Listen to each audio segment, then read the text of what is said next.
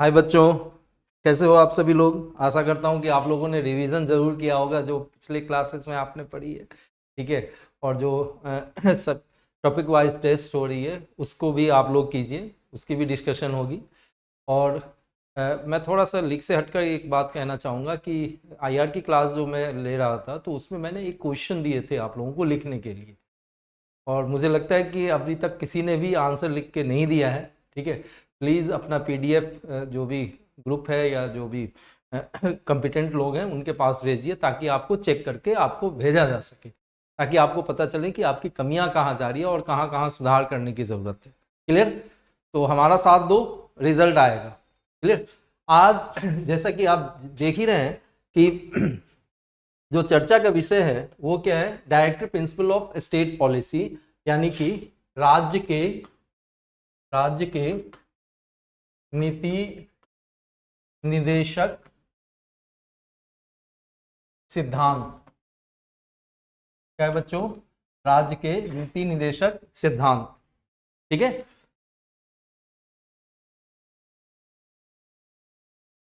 ये है क्या?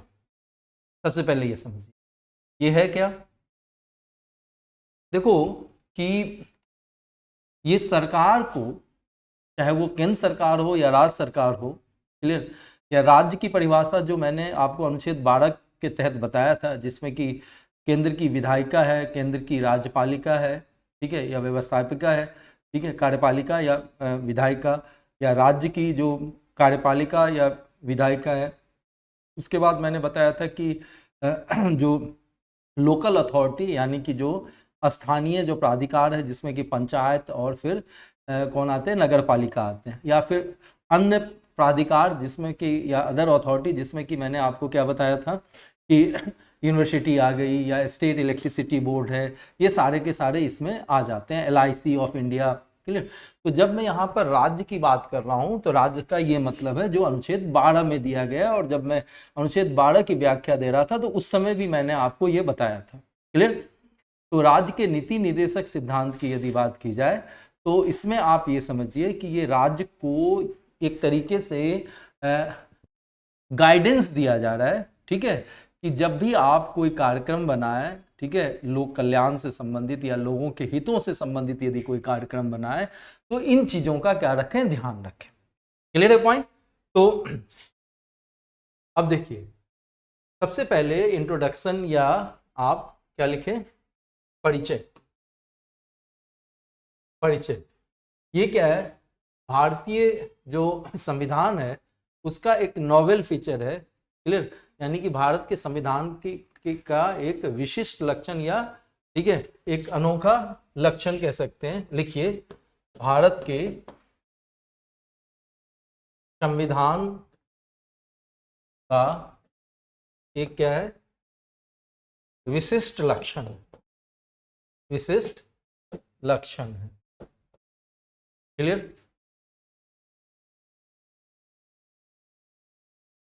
चलिए, अब नेक्स्ट ये समझे इसमें कि देखिए, अब सबसे पहले ये समझना कि ये पार्ट 4 में दिया गया है, भाग 4 में। ठीक है, संविधान के भाग 4 में दिया गया है, और अनुच्छेद यानी कि आर्टिकल 36 से लेकर 51 तक। ठीक है, आर्टिकल 36 टू 51 लिख लिया। लिखिए,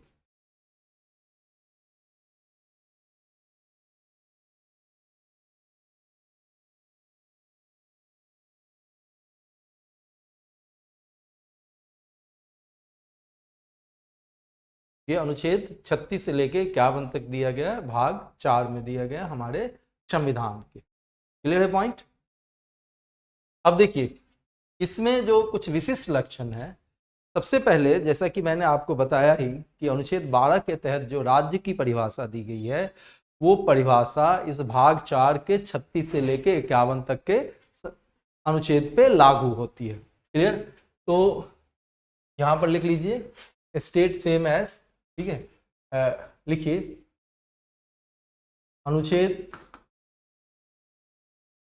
36 राज्य की परिभाषा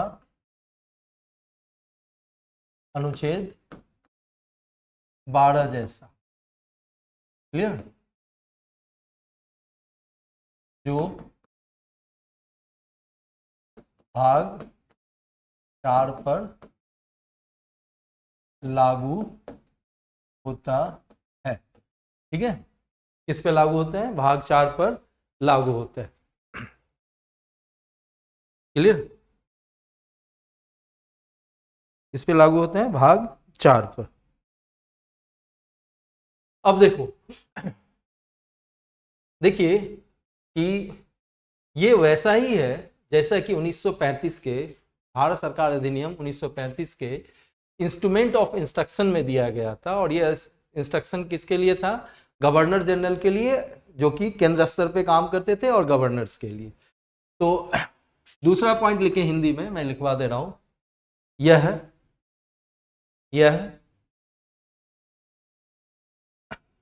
भारत सरकार अधिनियम 1935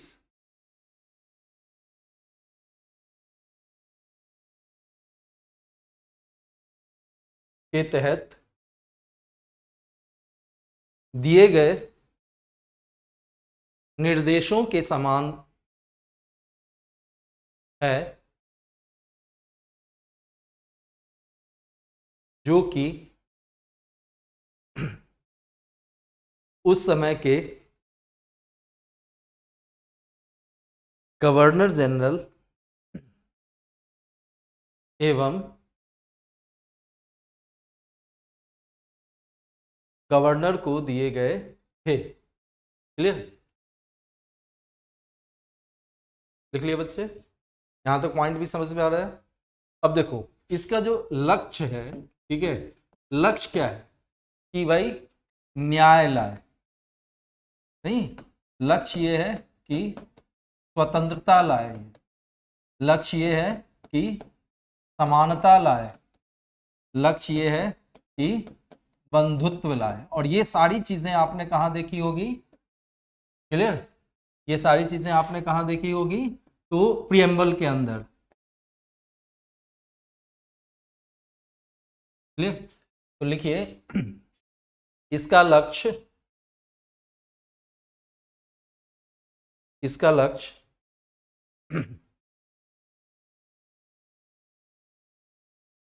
न्याय, स्वतंत्रता, समानता और बंधुत्व को लाना है।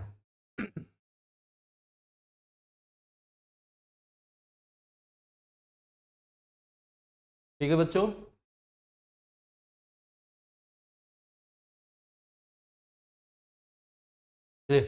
अब देखो, नेक्स्ट पॉइंट क्या है? सीक सोशल और इकोनॉमिक डेमोक्रेसी। इसके द्वारा हम क्या करते हैं कि आर्थिक एवं सामाजिक लोकतंत्र चाहते हैं। ठीक है, इससे हम आर्थिक एवं सामाजिक लोकतंत्र चाहते हैं। लिख लिए बच्चे? नेक्स्ट समझिए कि ये नॉन जस्टिसेबल है। देखो, इसको लागू नहीं किया जा सकता है, ये प्रवर्तनीय नहीं है। मैंने आपको बताया था कि जब आप अनुच्छेद 12 से लेके 35 जिसमें क्या दिया गया? मूलभूत अधिकार दिया गया। यदि उसका उल्लंघन होता है तो व्यक्ति सीधे तौर से, याद करो, अनुच्छेद 32 के तहत कहाँ जा सकता है? सर्वोच्च न्यायालय। और अनुच्छेद 226 के तहत कहाँ जा सकता है? उच्च न्यायालय जा सकता है, और अपने अधिकारों को जो उल्लंघन किया गया या उससे जो छीना गया है उसको लागू करवा सकते हैं। लेकिन ऐसी कोई व्यवस्था क्या नहीं है? तो डीपीएसपी या directive principle of state policy, यानी कि भाग 4 अनुच्छेद 36 से लेके 51 तक। मतलब यदि सरकार इसको लागू ना करे तो आप सरकार के खिलाफ कहां नहीं जा सकते? सर्वोच्च न्यायालय या उच्च न्यायालय नहीं जा सकते। क्लियर? समझ में आई बात? तो लिखिए, यह है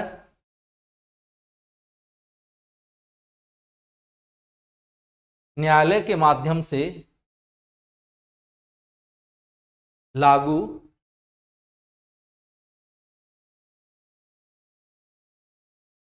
नहीं करवाया जा सकता।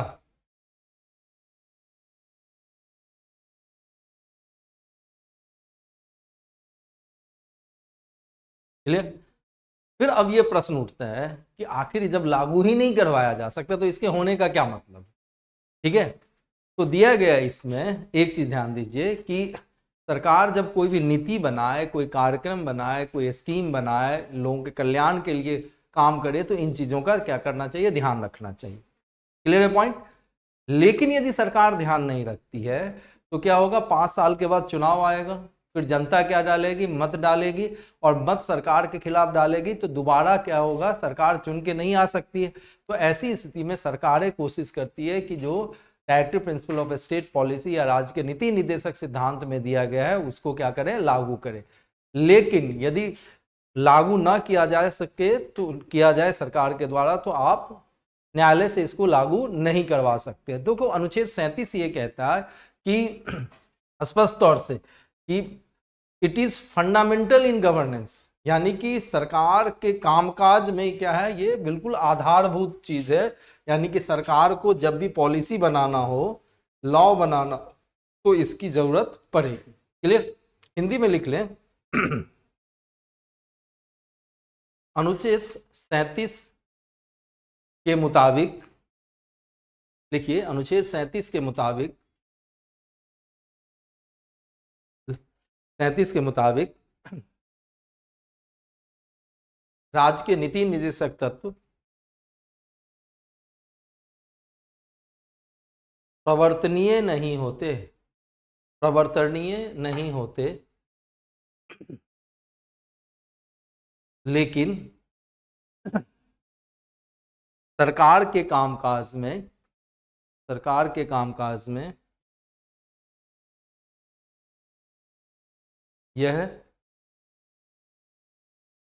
आवश्यक होता है और सरकार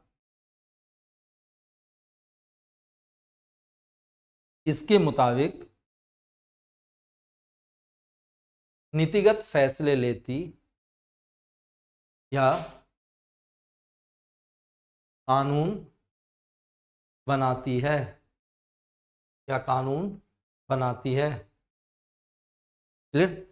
अच्छा, मैंने आपको जब फंडामेंटल राइट बताया था तो उसमें 31C एक अनुच्छेद बताया था, 31C। क्लियर।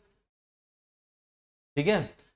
और 31C के अंदर यह दिया गया था कि यदि कोई संसद कोई कानून बनाए और अनुच्छेद 39A और B को लागू करना हो, यानी कि जो गरीब और अमीर के बीच में जो दूरी है उसको कम करना हो, और संसद के द्वारा कोई कानून बनाई जाए, तो अनुच्छेद 31C ये कहता है कि यदि वो कानून किसी व्यक्ति के मूलभूत अधिकार जो कि अनुच्छेद 14 और 19 में दिए गए हैं उसका उल्लंघन भी करे, तो उसको न्यायालय के द्वारा खत्म नहीं किया जा सकता। क्लियर है पॉइंट। लिखिए,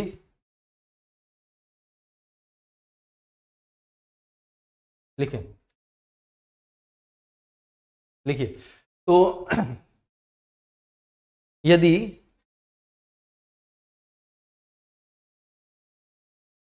उनतालीस ए बी, ऐसे लिखोगे 39, सॉरी 39, हाँ 39A B के तहत दी गई प्रावधानों को लागू करने के लिए बनाए गए नियम अनुच्छेद 14 एवं 19 का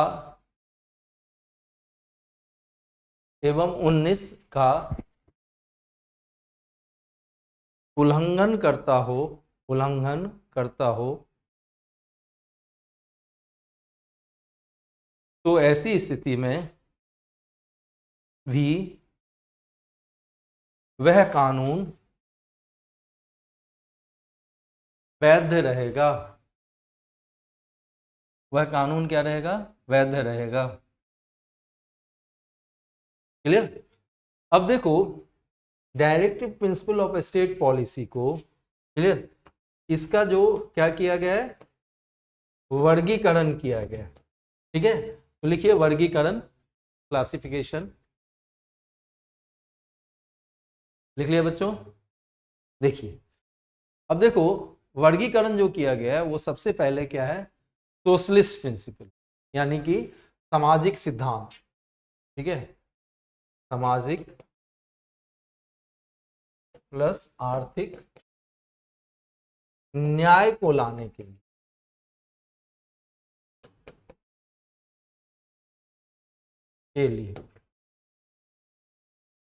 क्लियर, क्या है इसमें, सामाजिक सिद्धांत। ठीक है बच्चों, क्या है बच्चे, सामाजिक सिद्धांत। क्लियर। अब देखिए अलग अलग इसमें किया गया है, जैसे कि सोशलिस्ट प्रिंसिपल है, ठीक है, वेस्टर्न लिबरल प्रिंसिपल है, गांधीयन प्रिंसिपल है, बारी बारी से देखते हैं।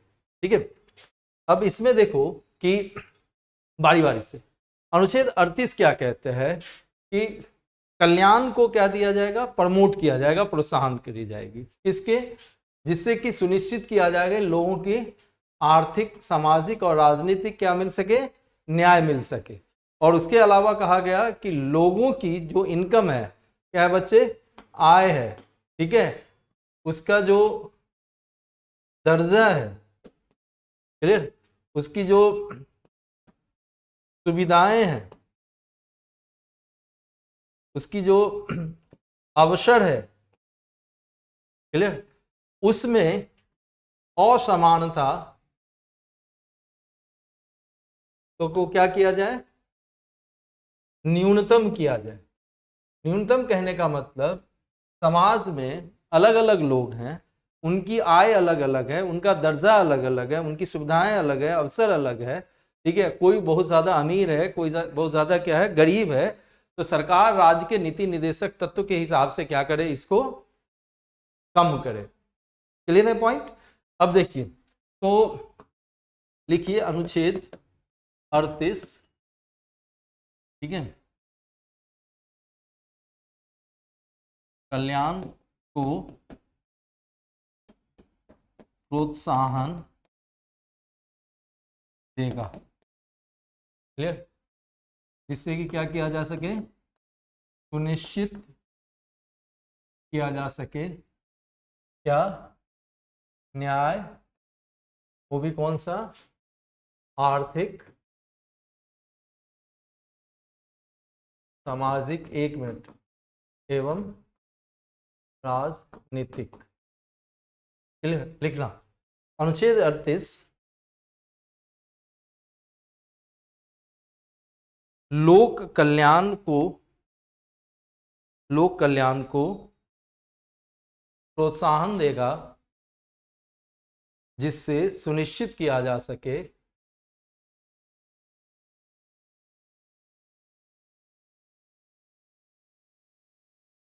क्या क्या बच्चे, आर्थिक, सामाजिक एवं राजनीतिक न्याय। लिखिए आर्थिक, सामाजिक एवं राजनीतिक न्याय, लिख लिया।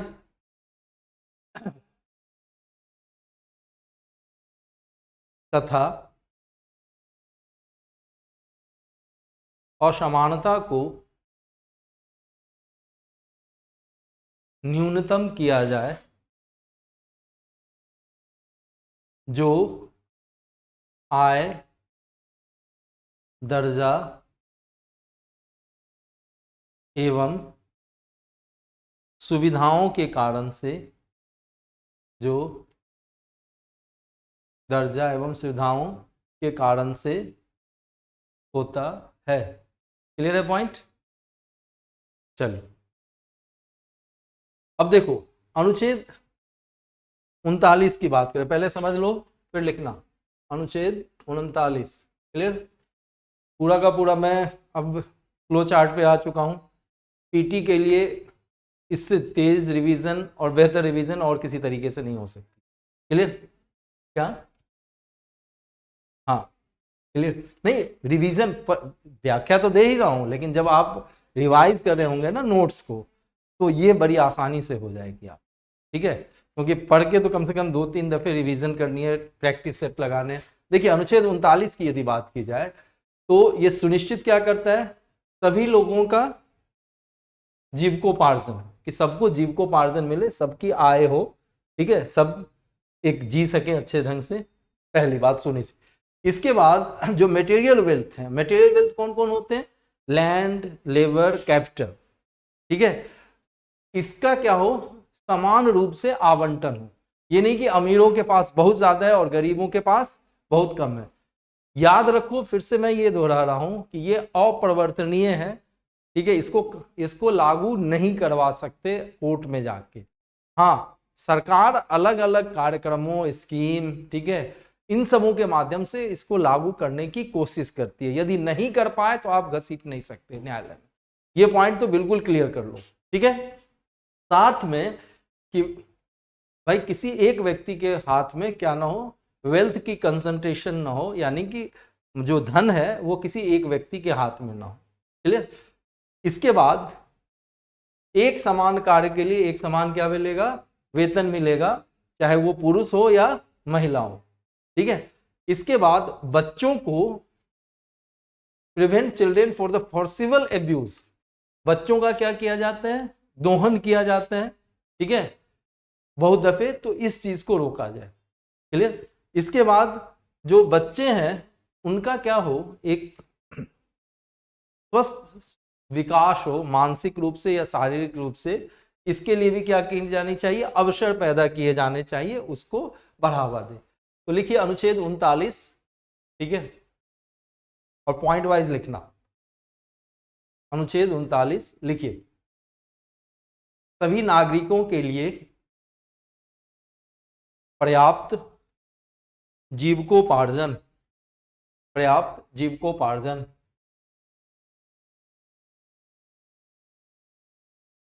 लिख लिया। दूसरा लिखें, लाइवलीहुड, कमाई का जरिया, क्लियर। जैसे आप तैयारी कर रहे हैं, कल की कमाई होगी, मैं पढ़ा रहा हूँ, यहाँ पर जो स्टाफ है वो काम कर रहे हैं, तो सरकार की ये कोशिश होनी चाहिए कि सबों को क्या मिले, कमाई का जरिया मिल सके, क्लियर। अब समझ में आ चुकी बात, ठीक है। अब जैसे देखो मनरेगा सरकार ने लाया हुआ है ना, कम से कम 100 दिन के गारंटी है आपको काम का, समझ में, आप एलिजिबल हैं और आपको काम नहीं मिल रहा है तो कम से कम 100 दिन की गारंटी है अनस्किल्ड लेबरर्स को, ठीक है। अब समझ में आई बात, ठीक है। तो अब ये सरकार ने कानून ला के किया, यदि नहीं भी लाती सरकार तो आप घसीट नहीं सकते थे न्यायालय में। ये पॉइंट क्लियर है, पहला लिख लिया। हाँ, फिर लिखिए संपत्ति का समान आवंटन, संपत्ति का समान आवंटन,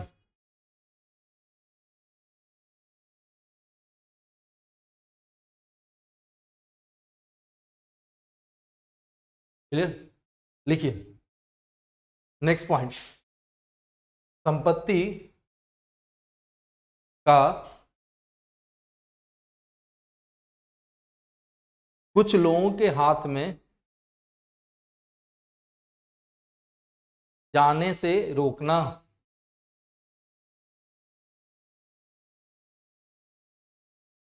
लिखा बच्चे, फिर लिखिए पुरुष एवं महिलाओं को, लिखिए पुरुष एवं महिलाओं को एक समान कार्य के लिए एक समान वेतन, एक समान कार्य के लिए एक समान वेतन, लिख लिया बच्चे।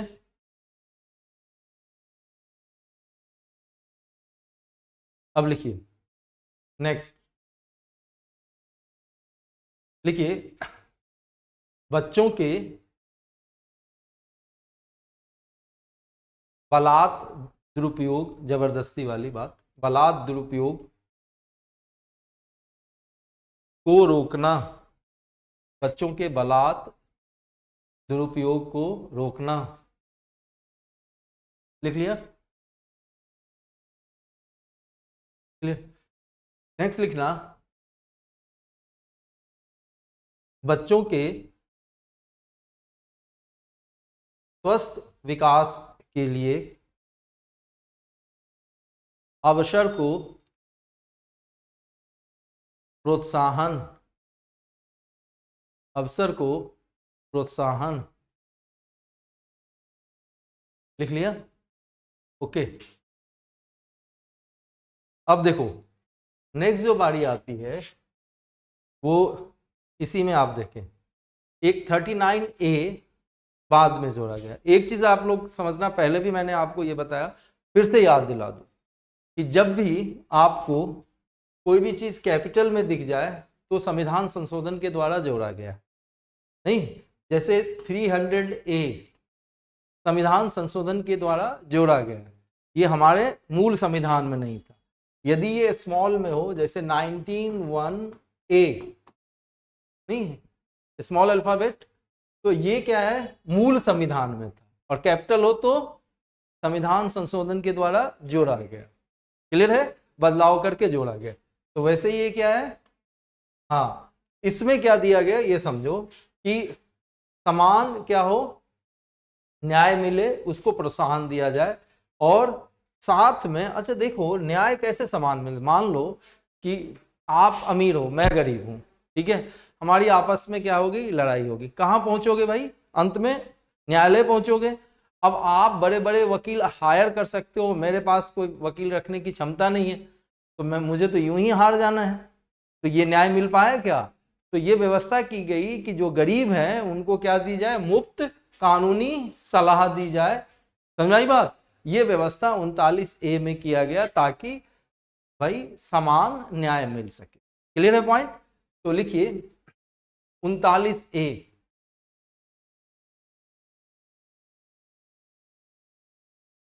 लिखा, यह समान न्याय को बढ़ावा देता है और गरीबों के लिए मुफ्त कानूनी सलाह, गरीबों के लिए मुफ्त क्या देता, कानूनी सलाह प्रदान करता है। क्लियर? 39 समझ में आ चुका? अब देखो 41। अब कंफ्यूजन हो गई, सर ये सीरियल से क्यों नहीं लिखवा रहे, 39 के बाद 40 क्यों नहीं लिख? ठीक है, हम और आप कर क्या रहे हैं, ठीक है, ये जो सोशल जस्टिस से रिलेटेड है वो वाले प्रावधान कर रहे हैं। गांधीयन वाला एक जगह आएगा, समझ में आ रही बात, वेस्टर्न लिबरल वाला एक जगह आएगा, तो जो एक तरीके के हैं उसको हमने एक जगह रखा है, और इसी कारण से क्रम का ध्यान नहीं देना, आगे दूसरा क्लासिफिकेशन होगा उसमें वो सारी चीजें मिल जाएगी आप। क्लियर है पॉइंट?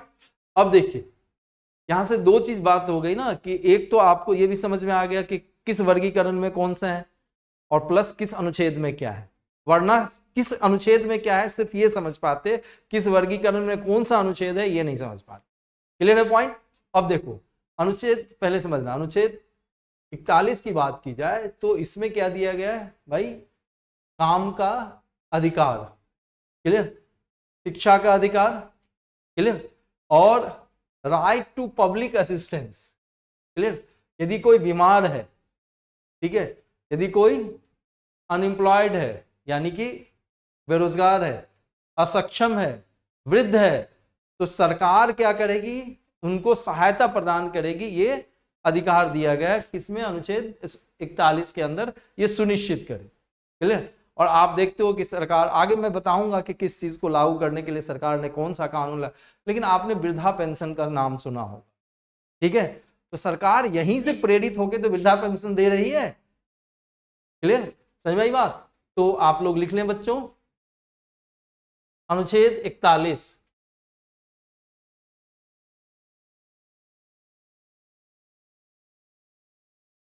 सुनिश्चित करता है, अंग्रेजी में जो जिनका भी मीडियम इंग्लिश हो वो या तो लिख लो या ये पीडीएफ आपके पास जाएगी, बाद में लिख लेना जो भी है। यदि छूट जाए तो चिंता मत करना, क्योंकि ये पीडीएफ तो शेयर की जाती है आपको, ठीक है। लिखिए, हिंदी वाले को मैं लिखवा दे रहा हूं। तो निश्चित करता है, पहला लिखिए काम का अधिकार, लिख लिया। दूसरा लिखें शिक्षा का अधिकार, शिक्षा का अधिकार लिखा। फिर लिखिए, लिखें बीमार, तीसरा लिखें बीमार, बेरोजगार, अक्षम एवं वृद्ध को सरकार से सहायता का अधिकार, लिख लिया, सहायता का अधिकार। चलिए, अब अनुच्छेद 42, ठीक है। इसमें क्या क्या प्रोविजन है कि भाई जो काम का जो कंडीशन हो, मतलब मैं जहां काम कर रहा हूं, मैं यहां पढ़ा रहा हूं, ठीक है, one of the intellectual work I am going through, ठीक है, मतलब एक बौद्धिक काम तो कहा ही जा सकता है। तो मुझे यहाँ पर अब 42 डिग्री टेम्परेचर में रख दोगे तो मैं पढ़ा पाऊंगा क्या?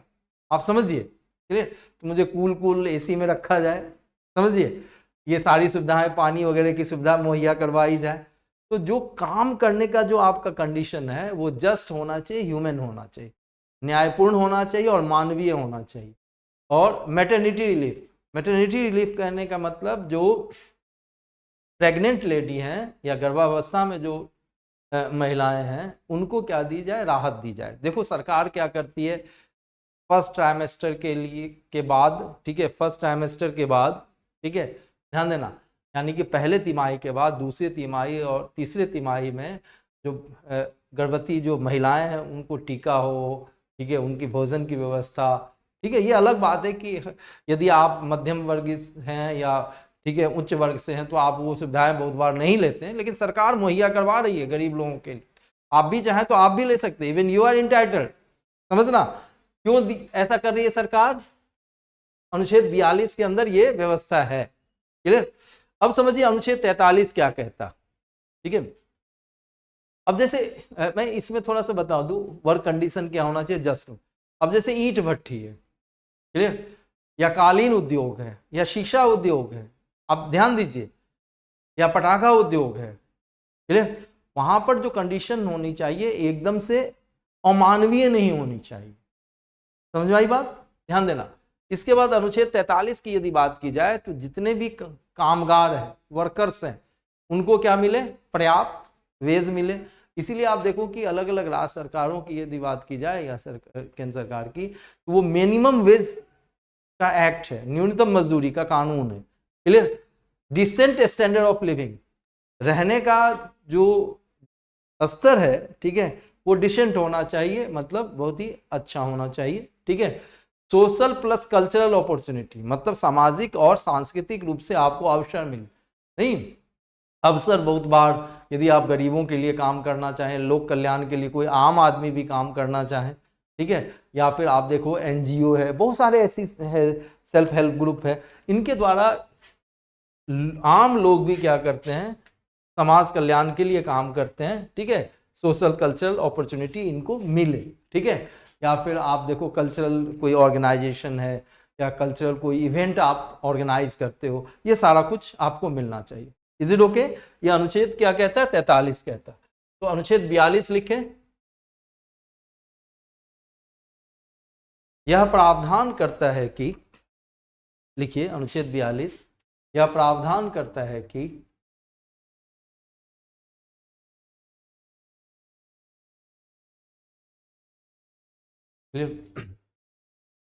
रहन रहन सहन का स्तर न्यायपूर्ण एवं मानवीय हो। रहन सहन का स्तर नहीं, काम के लिए वातावरण, सॉरी, रहन सहन का स्तर की जगह लिख लो काम या कार्य के वातावरण, कार्य के वातावरण न्यायपूर्ण एवं मानवीय हों तथा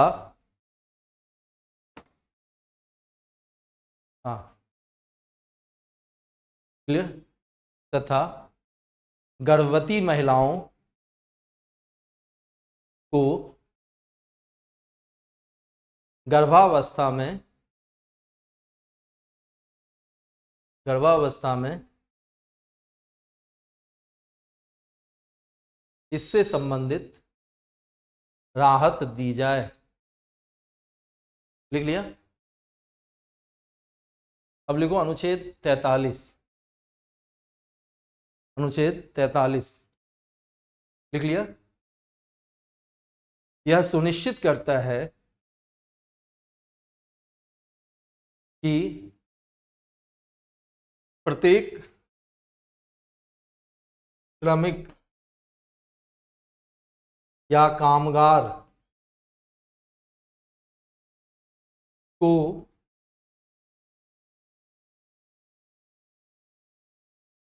पर्याप्त वेतन लिख लिया? लिखा? रहन सहन का उचित स्तर लिखा? एवं सामाजिक एवं सांस्कृतिक अवसर मिले।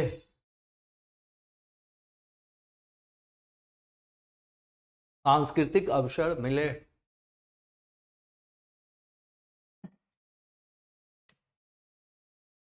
लिख लिया बच्चों? अब देखिए, अब अनुच्छेद 43A पे आ जाइए। ठीक है, ये क्या कह रहा है? इस जो जितने भी कामगार हैं, ठीक है, कामगार को किसी उद्योग के प्रबंधन में क्या मिले? भागीदारी मिले। जैसे ट्रेड यूनियन के लीडर होते हैं, मैनेजमेंट की मीटिंग होती है, या कोई निगोशिएशन करना हो या प्रबंधन करना हो, तो उनकी भागीदारी मिले हो, जिससे कि ये समझा जाए कि जो कामगार हैं उनकी डिमांड क्या है। क्लियर? और उन डिमांड को यदि उचित हो तो उसको लागू किया जा सके, पूरा किया जा सके। क्लियर है पॉइंट? इसके अलावा अनुच्छेद 47 ये कहता है कि लोगों का जो न्यूट्रिशनल लेवल है, जो पौष्टिक स्तर है शरीर के लिए, जो उसके स्वस्थ रहने के लिए जरूरी, प्लस पब्लिक हेल्थ, लोक स्वास्थ्य, जैसे कोरोना के समय में नहीं लोक स्वास्थ्य की बात हो रही थी, किसी एक व्यक्ति के स्वास्थ्य की बात थी क्या? कि मतलब सामूहिक रूप से आप देखो तो सभी लोग स्वस्थ रहें, तभी तो दूसरे भी स्वस्थ रह सकते हैं। यदि लोक स्वास्थ्य खराब हो गई तो सारे के सारे गड़बड़, मतलब एक ऐसा नहीं कि 5 व्यक्ति बीमार है तो दूसरे पे असर नहीं पड़ेगा, उस समय असर पड़ रहा था। तो लोक स्वास्थ्य पे, इसके बाद रहन सहन का स्तर क्या हो? बेहतर हो।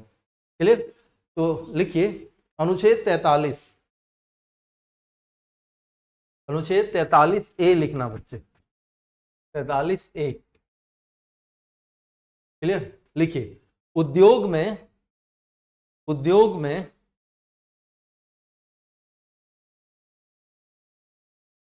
या उद्योग में, ब्रैकेट में प्रबंधन लिख दो, चलो कोई बात, ब्रैकेट बंद कर दो। ठीक है, उद्योग में लिखिए कामगारों या श्रमिक की भागीदारी सुनिश्चित करता है। भागीदारी सुनिश्चित करता है। लिख लिया बच्चे?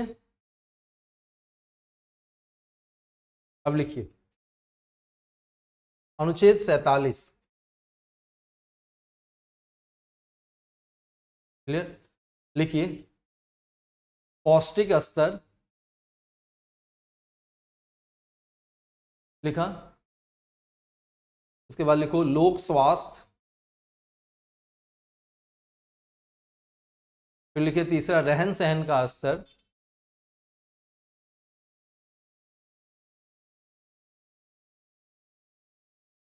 को बेहतर करना, को बेहतर करना। तो ये सारे कौन से थे? सोशियो इकोनॉमिक जस्टिस के लिए। अब जो मैं चर्चा कर रहा हूं वो गांधीयन प्रिंसिपल्स की, क्लियर, यानी कि कौन कौन से अनुच्छेद directive principle of state policy के वो गांधी जी की जो सिद्धांत हैं, उनके जो लक्ष्य हैं, उसको लागू करने के लिए। तो जो वो लक्ष्य और उनके ड्रीम्स या स्वप्न को लागू करने के लिए है, वो गांधीयन प्रिंसिपल कहलाता है। तो सबसे पहले देखिए गांधीवादी सिद्धांत, हेडिंग दे दो बच्चों, गांधीवादी सिद्धांत।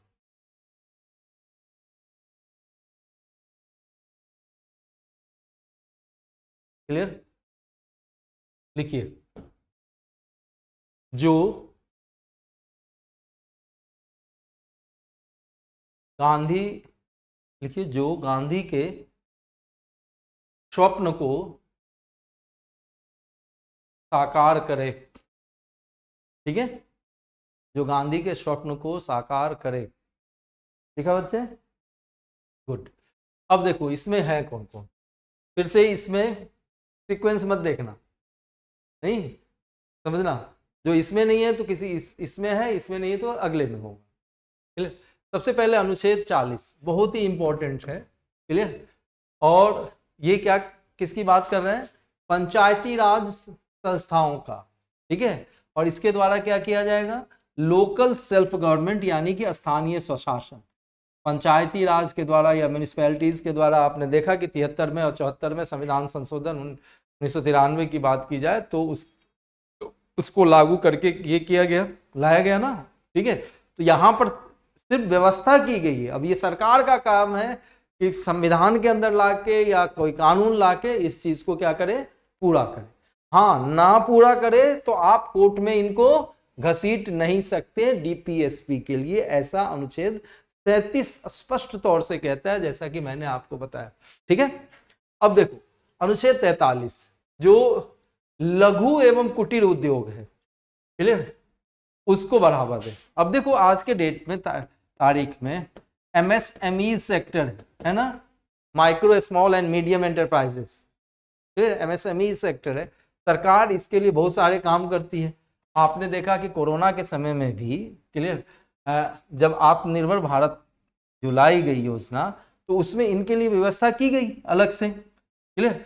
तो गांधी क्या चाह रहे थे कि विलेज जो हो वो क्या हो, फले फूले, और वो क्या हो, इंडिपेंडेंट हो, अपने काम की चीज खुद वो उत्पादित करे, उसको बाहर नहीं रहे पे निर्भर ना रहना पड़े। ये गांधी जी का सिद्धांत था, उसको लागू करने के लिए।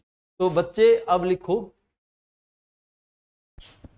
लिखें अनुच्छेद 40, लिखना, अनुच्छेद 40 लिखा। अब लिखो, पंचायती राज संस्थाओं की स्थापना एवं उसे सशक्तिकृत करना, सशक्तिकृत करना,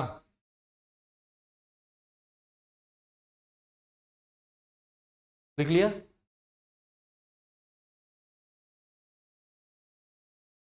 इंपावर मतलब किसी को उसकी शक्ति देना, निहित करना, ठीक है। जैसे आज पंचायत क्या कर सकती है, उस एरिया के लिए क्या टैक्स लेना है, क्या प्लानिंग करनी है, वो सब कुछ तय करता है ना पंचायत। तो आपने इंपावर किया ना उस लेवल के गवर्नमेंट को, ठीक है। अब लिखो अनुच्छेद 43 लघु एवं, देखिए लघु एवं कुटीर उद्योगों को प्रोत्साहन,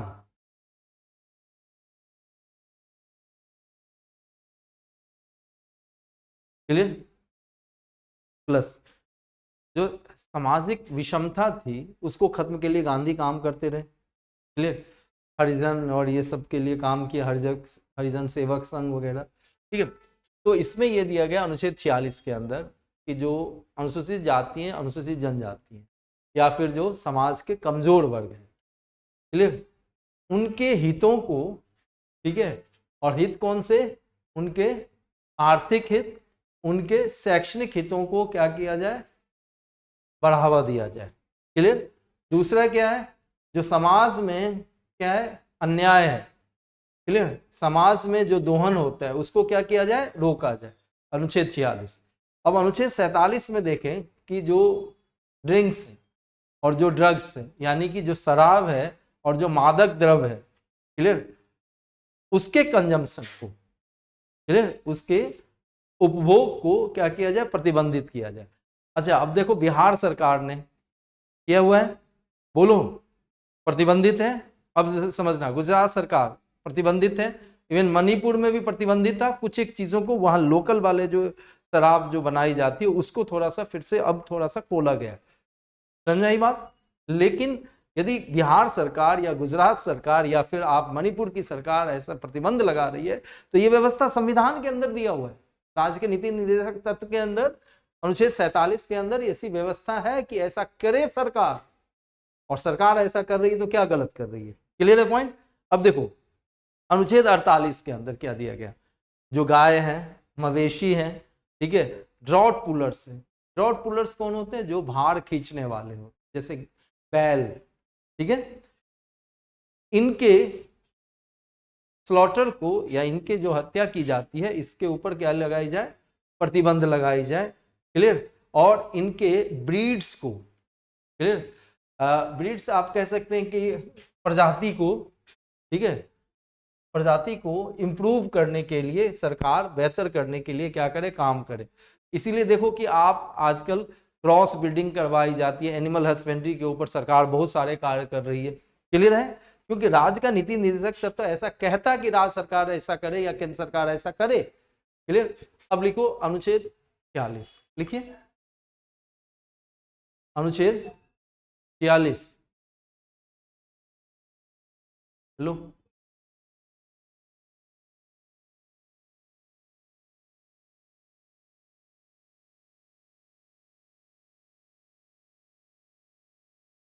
ओके, देखिए अनुच्छेद 46, देखिए अनुसूचित जाति, अनुसूचित जनजाति एवं समाज के कमजोर वर्ग के आर्थिक एवं शैक्षणिक हितों को प्रोत्साहन, लिख लिया, आर्थिक एवं शैक्षणिक हितों को प्रोत्साहन, लिख लिया बच्चे, बोलो, ठीक है। अब नेक्स्ट लिखना बच्चों, लिखिए सामाजिक अन्याय, अन्याय एवं दोहन को रोकना। क्लियर, अब लिखो अनुच्छेद 47, अनुच्छेद 47, लिखिए शराब एवं मादक द्रव्य के उपभोग को, मादक द्रव्य के उपभोग को प्रतिबंधित करना। लिख लिया बच्चे, अब लिखिए अनुच्छेद 48, लिखो गाय, मवेशी, लिख लिया, भार ढोने वाले, भार ढोने वाले जानवर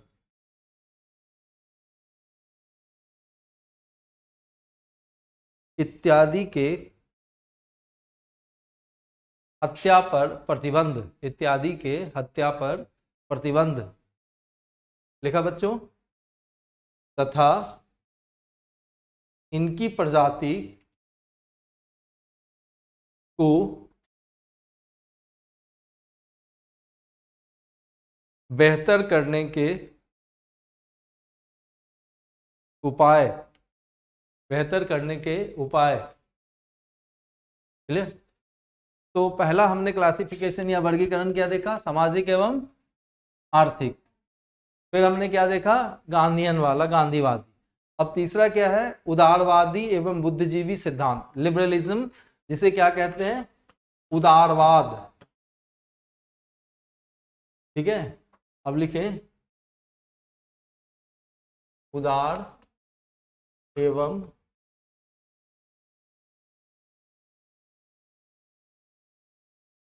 बुद्धिजीवी सिद्धांत। नहीं, ये वेस्टर्न लिबरल प्रिंसिपल है। इसमें कहीं ना कहीं पश्चिमी दुनिया में जो सिद्धांत चल रहे हैं ना, उनको यहां पर क्या किया गया, इनकॉर्पोरेट किया गया। तो एक चीज जो कहा जाता है बौद्ध पे कि हमें पश्चिम की नकल नहीं करनी है, ऐसा भी नहीं। हमारे संविधान में प्रावधान है कि सरकार ही काम करे इसके लिए। तो सरकार जब काम करे तो हम आप क्यों नहीं कर सकते, आप समझिए इस बात। क्लियर। अब देखो इसमें सबसे पहले अनुच्छेद 44, क्लियर, और इस पे काफी चर्चा हो रही है, समान नागरिक संहिता। क्लियर, यानी कि नागरिक जैसे आप देखो कि मुस्लिम पर्सनल लॉ है, हिंदू कोड बिल है, समझना, ऐसे ऐसे तलाक के, विवाह के, बच्चों के कस्टडी संबंधित अलग अलग क्या है नियम कानून है अलग अलग धर्मों के। तो ये व्यवस्था कही गई है कि भाई कोशिश की जाए कि सारे धर्मों के लिए क्या हो, एक समान नागरिक संहिता हो। समझाई बात। अब देखिए फिर कहा गया अनुच्छेद 45, ये कहता कि प्रत्येक बच्चों का क्या हो, केयर हो, देखभाल हो, उसको क्या मिल सके, शिक्षा मिल सके। अब अनुच्छेद 48 क्या कहते हैं, जो कृषि है और जो पशुपालन है वो क्या हो, मॉडर्न तकनीकी से हो, ठीक है, आधुनिक तकनीकी से हो और साइंटिफिक लाइन पे हो। क्लियर, मतलब विज्ञान एवं प्रौद्योगिकी के हिसाब से हो, समय के साथ उसमें क्या किया जाए, बदलाव किया जाए। ठीक है, अब देखिए, तो पहले इसको लिख लें, अनुच्छेद 44 लिखो, एक समान नागरिक संहिता, एक समान नागरिक संहिता, लिख लोगे, संहिता ऐसे लिखना है। क्लियर,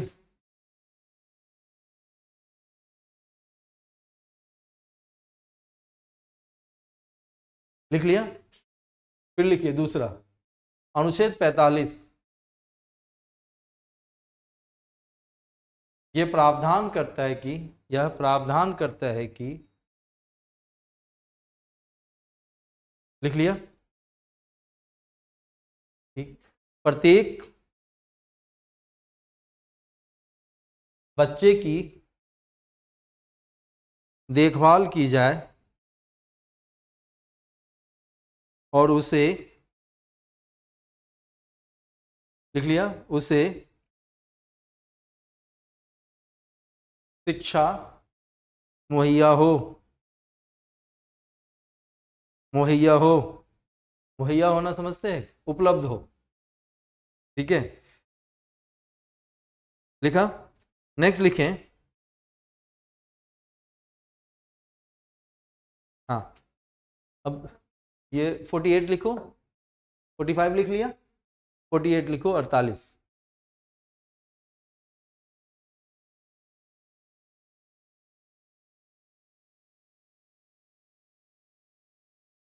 लिखा। लिखिए नेक्स्ट, हाँ, जो कृषि एवं पशुपालन,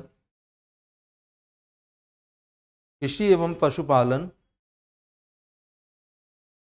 लिखा, आधुनिक एवं वैज्ञानिक पद्धति से की जाए।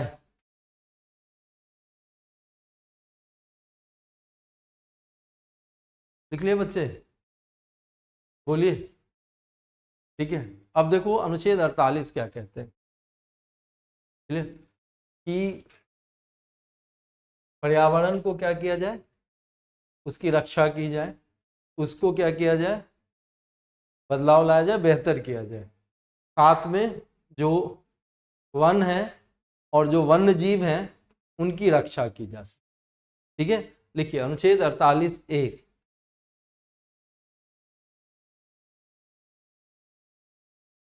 अनुच्छेद 48A लिखिए, पर्यावरण की रक्षा एवं सुधार तथा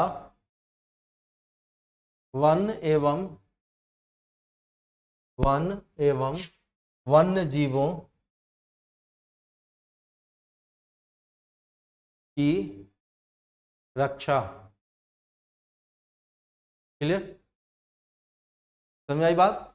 अब देखो फिर कहा गया अनुच्छेद 49 की बात की जाए, प्रोटेक्ट, रक्षा की जाए जगह की, वस्तु की या कोई धरोहर है, ठीक है, स्मारक है, और जो कि क्या हो, किस महत्व का हो, ऐतिहासिक महत्व का हो। ये नहीं कि लाल किले में जाके तोड़फोड़ करे या नहीं, सरकार को पूरी व्यवस्था करनी चाहिए। इसके बाद अनुच्छेद 50 है, इसमें क्या व्यवस्था की गई है कि जुडिशरी को एग्जीक्यूटिव से अलग किया जाए, ठीक है। अब देखो पहले क्या होता था, जो एग्जीक्यूटिव मजिस्ट्रेट होता था वही जुडिशियल मजिस्ट्रेट भी, क्लियर। आज के डेट में जुडिशियल मजिस्ट्रेट को एग्जीक्यूटिव मजिस्ट्रेट से अलग रखा गया, क्लियर। और जो जुडिशियल मजिस्ट्रेट होगा वो न्यायपालिका से होगा, और एग्जीक्यूटिव मजिस्ट्रेट क्या करेगा, एग्जीक्यूट करता है, कार्य को लागू करता है। मान लो किसी को अरेस्ट करना हो, ठीक है, पहले पुलिस ने अरेस्ट किया और एग्जीक्यूटिव मजिस्ट्रेट जो कि डिस्ट्रिक्ट मजिस्ट्रेट होते हुआ करता था, ठीक है, तो वो फैसला ले लेता है कि भैया ये अरेस्ट आगे जारी रहेगी या नहीं रहेगी। लेकिन हमारे संविधान को जब लागू किया गया तो ये व्यवस्था कर दी गई कि भाई एग्जीक्यूटिव मजिस्ट्रेट जुडिशियल मजिस्ट्रेट से अलग होगा। आज के डेट में यदि पुलिस किसी को गिरफ्तार करती है तो उसको न्यायालय ले जाती है 24 घंटे के अंदर, हमने पढ़ा था, ठीक है, समझ में आई बात? तो ये व्यवस्था की गई अनुच्छेद 50 के तहत, क्लियर। अब देखिए अनुच्छेद 51, ये बहुत ज्यादा महत्वपूर्ण है, खास करके आईआर के लिहाज से देखें तो इंटरनेशनल रिलेशन या अंतर्राष्ट्रीय संबंध के लिहाज से देखें तो सरकार का ये काम है कि वो अंतर्राष्ट्रीय शांति और सुरक्षा को क्या दे, बढ़ावा दे, प्रोत्साहन दे, ठीक है। दूसरा, वो सभी देशों के साथ, ठीक है, एक क्या करे, ऑनरेबल रिलेशन, ठीक है, मतलब जो संबंध होने चाहिए वो इज्जतपूर्ण होने चाहिए, बरकरार रखे, और साथ में जो अंतर्राष्ट्रीय कानून है, अंतर्राष्ट्रीय संधि है, उसको क्या करे, माने, ठीक। और साथ में कोई यदि डिस्प्यूट है किसी देश के साथ तो बातचीत के जरिए उसको क्या करे, हल करे, ठीक है। ध्यान देना, अंत में अब आप देखो कि गालवान घाटी में जो कुछ भी हमला किया गया या युद्ध जैसी हालात शुरुआत में हो गए बड़े, ठीक है, झड़प तो कह ही सकते हैं। उसके बाद देखो आज के डेट में भारत और चीन आपस में बातचीत कर रहे हैं कि उसको सुलझाया जा सके। अब एक और उदाहरण दे रहा हूं आपको कि 2009 में बांग्लादेश कहाँ पहुंच गया, परमानेंट कोर्ट ऑफ आर्बिट्रेशन में, पीसीए में, ठीक है, जो अस्थाई मध्यस्थता न्यायालय है, क्लियर। और वहां पर जो बे ऑफ बंगाल या बंगाल की खाड़ी में जो भारत और बांग्लादेश के बीच में जो सीमा है उसको क्या है, चुनौती दी कि भैया ये थोड़ा सा गलत है, गड़बड़ चल रहा है। तो फिर परमानेंट कोर्ट ऑफ आर्बिट्रेशन ने ये आदेश दिया, क्लियर, 2015 में, 2009 में मुकदमा किया, 2015 में फैसला दिया कि देखिए इसका 80% हिस्सा किसको दे दिया जाए, बे ऑफ बंगाल का किसको दे दिया जाए, बांग्लादेश को, और 20% हिस्सा किसके पास रहे, भारत के पास। भारत ने उस अंतर्राष्ट्रीय न्यायालय के फैसले को, ठीक है, जो अस्थाई मध्यस्थता न्यायालय उसके फैसले को माना भारत ने, नहीं। और ऐसा ही कुछ चाइना के लिए कहा गया, किस कहाँ पर, साउथ चाइना सी में, दक्षिण चीन सागर में, फिलीपींस को ये आप हिस्सा दे दो, तो चीन ने उसको देने से इनकार कर दिया। समझ में आई बात? तो हम क्या करते हैं, रिस्पेक्ट भी करते हैं और जो समस्याएं हैं उसको किसके जरिए सुलझाते हैं, ठीक है। लिख लिया बच्चे? अब लिखिए, ये भी नहीं लिखा था, ये 49 लिख लिया, चलो लिखो 49 से लिखना शुरू करो। अनुच्छेद 49 लिखिए, लिखा, लिखिए, ऐतिहासिक महत्व के स्थल, वस्तु एवं स्मारकों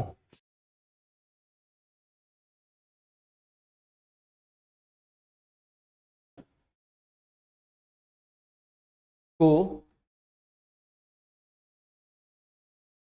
नहीं को की जगह की रक्षा की जाए। अब लिखिए अनुच्छेद 50, लिखिए न्यायपालिका को कार्यपालिका से पृथक रखा जाए, कार्यपालिका से पृथक रखा जाए,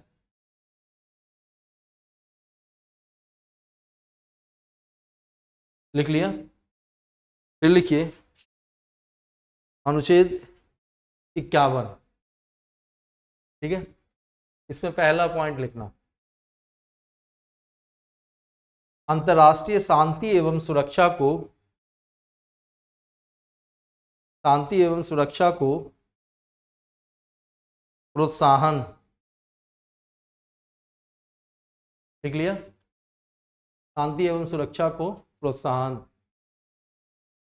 दूसरा लिखे, हाँ दूसरा पॉइंट लिखे, लिखे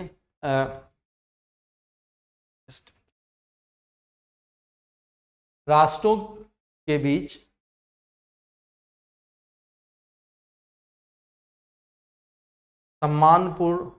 सम्मानपूर्ण लिखा रिश्ते बनाकर रखना,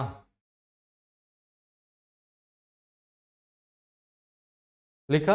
नेक्स्ट लिखें अंतर्राष्ट्रीय, नेक्स्ट पॉइंट, अंतर्राष्ट्रीय कानून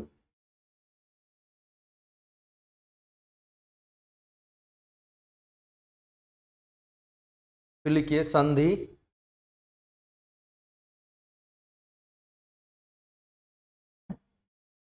एवं जवाबदेहियों का सम्मान, लिख लिया बच्चे। अब लिखिए बातचीत के द्वारा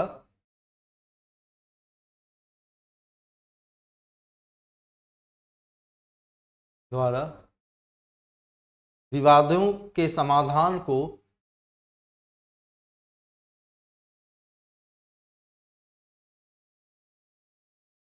प्रोत्साहन देना,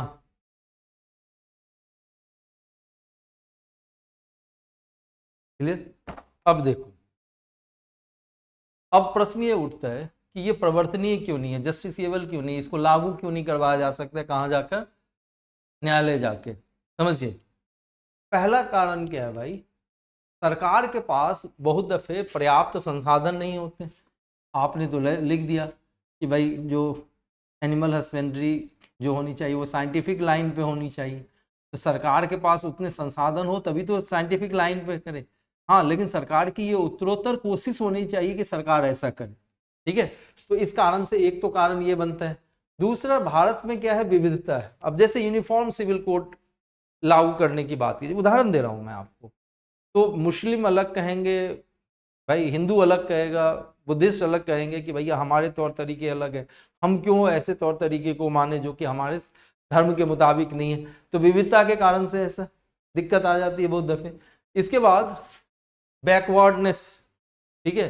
अब देखो यूनिफॉर्म सिविल कोड या जो वेस्टर्न लिबरल प्रिंसिपल है, पश्चिमी जो उदारवादी सिद्धांत है, उसको यदि आप लागू करवाने जाओ तो लोगों की जो पुरानी मानसिकता है उसके कारण से वो मानने को तैयार नहीं होंगे, तो ये लागू हो पाएगा क्या।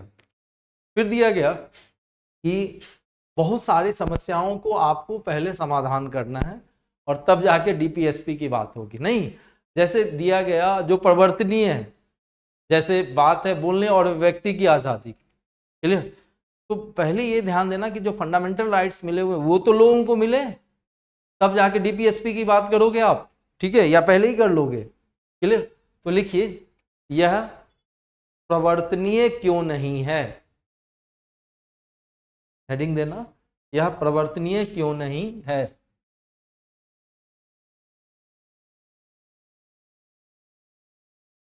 क्लियर? अब देखिए, पर्याप्त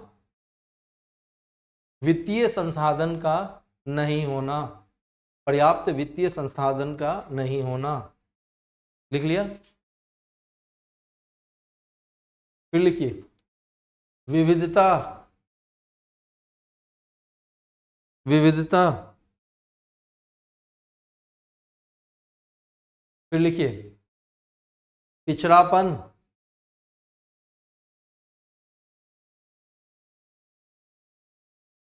क्लियर? लिख लिया? फिर लिखे इससे पहले कुछ अन्य समस्याओं का समाधान होना आवश्यक है, समाधान होना क्या है? आवश्यक है। लिख लिया बच्चे? अब देखिए, समझे? अब इसकी क्रिटिसिज्म भी की जा रही है कि भाई ये क्या हो गई बात, एक तरीके से आपने बच्चों के हाथ में झुंझुना पकड़ाने जैसी बात हुई। It's more like a giving the rattle to the child, ठीक है, कि भाई हाँ आपके लिए ये होना चाहिए, वो होना चाहिए, आप लागू करवा ही नहीं सकते। सरकार की मर्जी हो तो सरकार लागू करे, ना तो ना करे। अब ना भी करे सरकार तो आप कुछ नहीं कर सकते। तो एक तो क्रिटिसिज्म ये की जाती है, क्लियर? अभी देखा आपने थोड़ी देर पहले, ठीक है, अनुच्छेद 39 के बाद सीधा 41 आ गया, ठीक है, तो लॉजिकली अरेंज है क्या? नहीं है, क्लियर? आपने वर्गीकरण के आधार पर अरेंज कर दिया, जबकि आप चीजों को एक सीक्वेंस में देखना चाहते होंगे, ठीक है।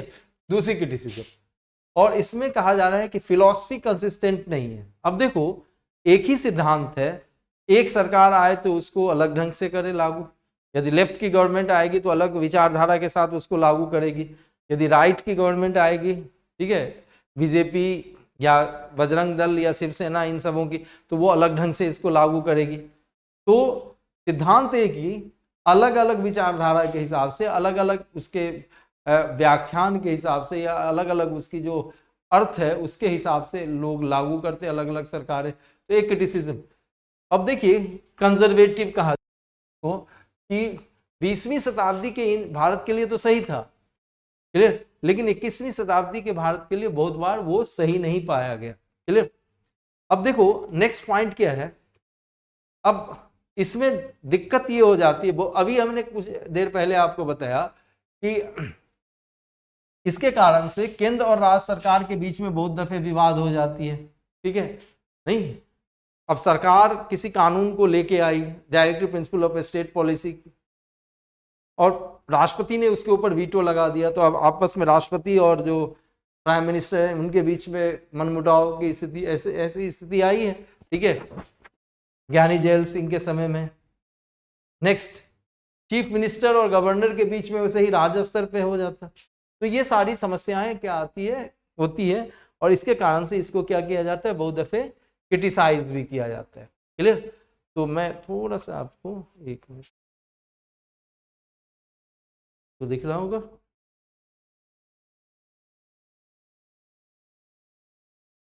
हाँ, अब लिखिए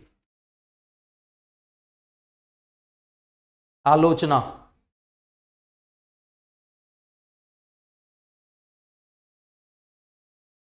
ठीक है। अच्छा, ये नहीं कि देखो पीटी और मेंस को बिल्कुल अलग करके देखना, समझना, भारत का संविधान लिखा गया उसमें राष्ट्रपति लिखा गया, तो ऐसा थोड़ी कि पीटी के लिए राष्ट्रपति अलग है, मेंस के लिए अलग है, ऐसा नहीं लिखा गया, वो लिखा एक ही गया है, ठीक है। हमने अपने तरीके से इनको उपयोग करना है, लेकिन जब आप मेंस का भी पढ़ोगे तो ये बेस तो है, यही है, ठीक है। इसके आधार पर कुछ और चीजें आपको सीखने की जरूरत है, ठीक है, कि कैसे आंसर लिखा जाए। और मेंस की जब मैं क्लास लूंगा तो सीधे तौर से क्वेश्चन पे बात करूंगा, ठीक है, वहां पर क्वेश्चन के द्वारा मैं एक्सप्लेनेशन दूंगा, समझ में आई बात, क्योंकि आधारभूत चीजें आपकी यहाँ पर बहुत कुछ कवर हो चुकी होगी, क्लियर। लिखिए, और वहां पर जो फैक्ट्स या एनालिसिस में लिखवाऊंगा भी ना, वो सिर्फ और सिर्फ मेंस के लिहाज से होगा। Is it okay? तो लिखिए आलोचना। पहला, यह अप्रवर्तनीय है, यह अप्रवर्तनीय है। लिख लिया? फिर लिखिए, यह तार्किक रूप से व्यवस्थित नहीं है, यह तार्किक रूप से व्यवस्थित नहीं है।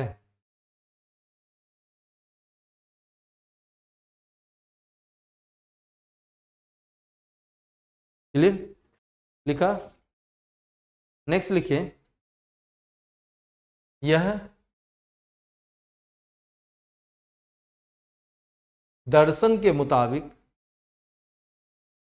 हमेशा एक जैसा नहीं रहता।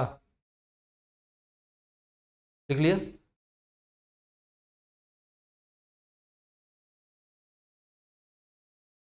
लिख लिया? फिर लिखिए, रूढ़िवादिता। नेक्स्ट पॉइंट लिखिए, रूढ़िवादिता। यह 20वीं शताब्दी के भारत के लिए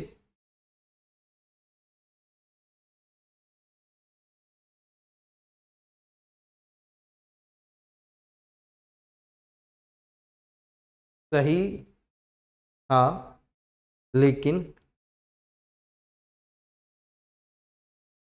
21वीं शताब्दी के मुताबिक, देखिए, लेकिन 21वीं शताब्दी के मुताबिक नहीं है।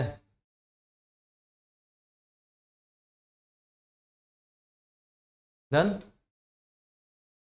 फिर लिखे, इसके कारण से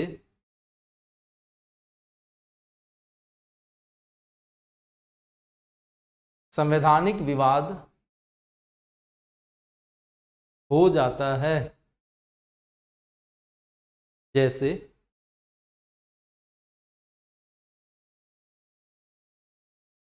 केंद्र एवं राज्य के बीच।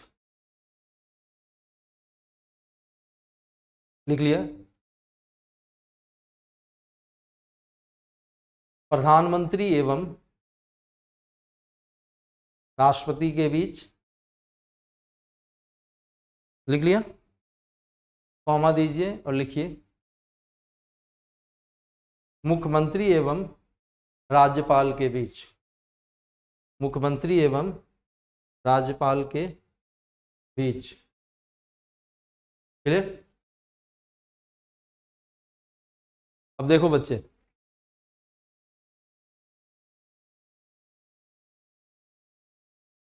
Exactly according to your PT requirement.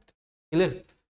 अब चर्चा यहां पर हो रही है किसके किसके बीच में? मूलभूत अधिकार और राज्य के नीति निर्देशक तत्व के बीच में। क्लियर?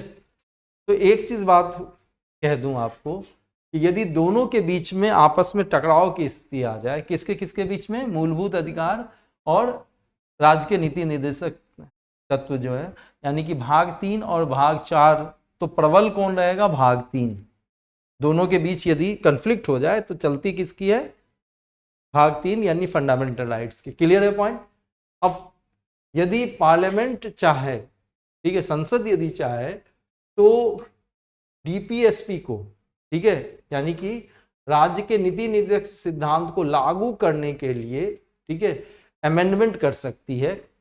और बहुत जगह पे एफआर का यानी फंडामेंटल राइट का उल्लंघन भी हो जाए तो कोई दिक्कत नहीं है। जैसे हमने 31C की बात की थी और उसमें बताया था कि 39A और B को लागू करने के लिए यदि कोई कानून लाए जाए और यदि वो अनुच्छेद 14 और 19 का उल्लंघन करे तब भी वो क्या रहेगा? वैलिड रहेगा, वैध रहेगा। क्लियर है पॉइंट?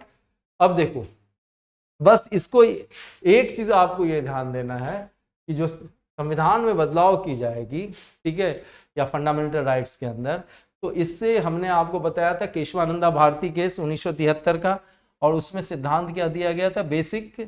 बेसिक स्ट्रक्चर का, ठीक है, मूलभूत जो संरचना है उसका सिद्धांत दिया गया था। और सर्वोच्च न्यायालय ने अपने 7/6 के फैसले में ये कहा था 1973 में 24 अप्रैल को कि देखिए ऐसा है कि संसद चाहे तो संविधान के किसी भी हिस्से में बदलाव कर सकती है, लेकिन वो मूलभूत संरचना का उल्लंघन नहीं कर सकती। और हमने आपको बताया था कि मूलभूत संरचना का क्या मतलब होता है, इसको सर्वोच्च न्यायालय ने परिभाषित नहीं किया, अलग अलग समय पे बताती रही कि ये मूलभूत संरचना, जैसे मैंने आपको बताया था कि सेकुलरिज्म की बात कर ली जाए, ठीक है, जैसे संसदीय व्यवस्था की बात की जाए, प्रधानमंत्री प्रणाली की बात कर ली जाए, या फिर न्यायपालिका की स्वतंत्रता और निष्पक्षता की बात की जाए, तो ये सब सर्वोच्च न्यायालय ने समय समय पे बतलाया कि ये क्या है, ठीक है, बेसिक स्ट्रक्चर है, और इसका उल्लंघन करते हुए कभी भी संविधान में संशोधन नहीं किया जा सकता। अब देखिए कि ये नकारात्मक है, फंडामेंटल राइट्स हमेशा ये कहते हैं ना, the state shall not discriminate, राज्य भेदभाव नहीं करेगा, ठीक है, तो ये नकारात्मक रूप से कहा गया, लेकिन ये सकारात्मक रूप से कहा गया, ये कहता है कि राज्य ये करे, इसको लागू किया जा सकता, इसको नहीं किया जा सकता, इसका ये क्या लाना चाहता है, राजनीतिक लोकतंत्र, और ये क्या लाना चाहता है, सामाजिक न्यायिक लोकतंत्र। फर्क समझ में आ रहा है?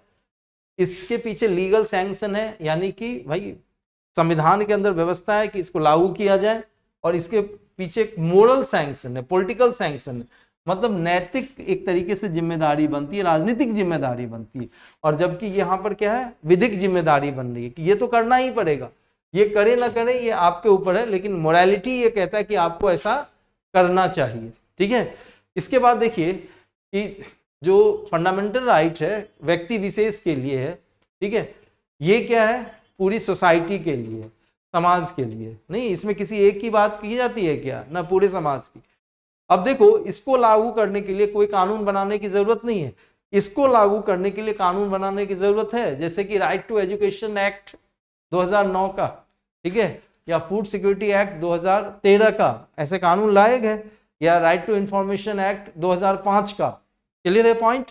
अब देखो नेक्स्ट दिया गया कि यदि अनुच्छेद 13 मैंने बताया था आपको, यदि मूलभूत अधिकार का उल्लंघन करते हुए यदि कोई कानून बनाया जाए तो उसको गैर संवैधानिक और अवैध ठहराया जाएगा, लेकिन इसमें not unconstitutional invalid, unconstitutional invalid तो है नहीं, ठीक है, तो इसको लिखना चाहेंगे, बोलिए, चलिए लिखिए।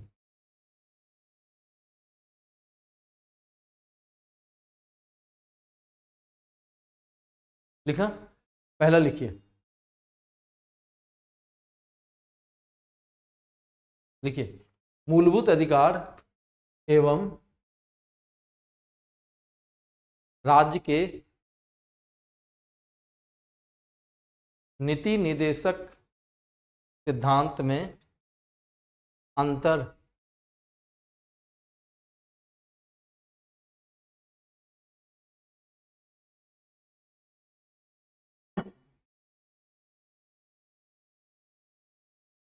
लिख लिया बच्चे? समझिए, पहला पॉइंट लिखिए, मूलभूत अधिकार, अच्छा, राज्य के नीति निर्देशक सिद्धांत लिख रहे हो ना, उसके बगल में ही एक बार लिख लो डीपीएसपी, बार बार राज्य के नीति निर्देशक सिद्धांत, उसकी जगह डीपीएसपी लिख लो, ठीक है, 4 वर्ड इंग्लिश में लिख लोगे, इतने से बहुत फर्क नहीं पड़ेगा, ठीक है। राज्य के नीति निर्देशक सिद्धांत, क्या लिखा पूरा, मूलभूत, अरे नहीं नहीं, तो कट करो, बातों बातों में गड़बड़ हो रही, लिखिए, फिर से लिखवा रहा हूं, प्लीज लिखना, मूलभूत अधिकार राज्य के नीति निर्देशक सिद्धांत पर प्रबल होते हैं। क्लियर? दोनों में टकराव की स्थिति हो जाए तो किसकी चलेगी, एफआर की चलेगी। क्लियर? दूसरा लिखिए, संसद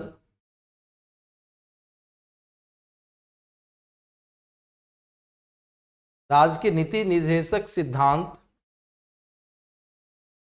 राज्य के नीति निर्देशक सिद्धांत को लागू करने के लिए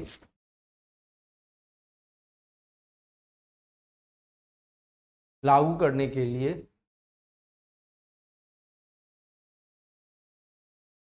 मूलभूत अधिकारों में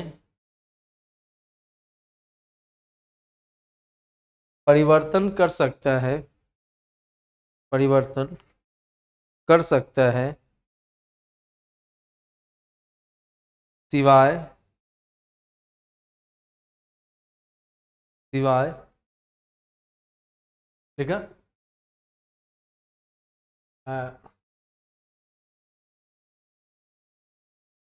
मूलभूत संरचना को छोड़कर।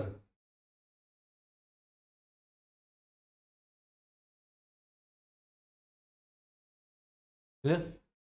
अब ऐसे लिख लो एफआर और डीपीएसपी।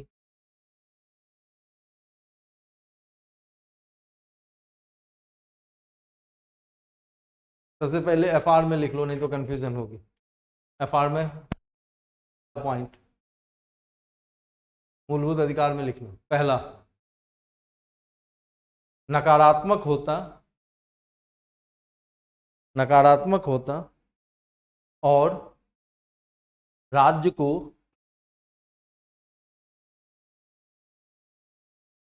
कुछ परिस्थितियों में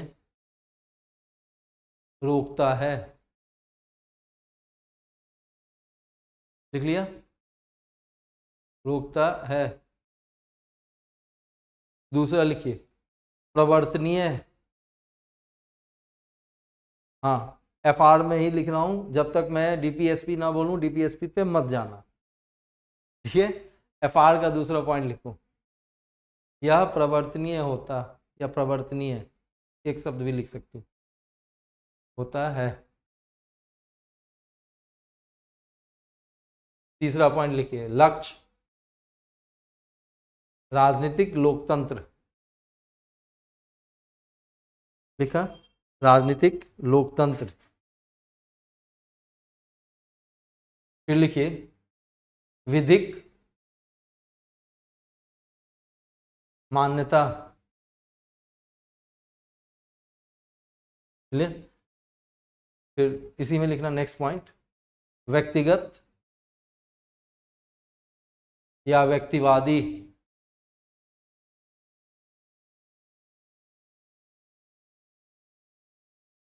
ठीक है? फिर लिखना, लागू करने के लिए किसी कानून की आवश्यकता नहीं।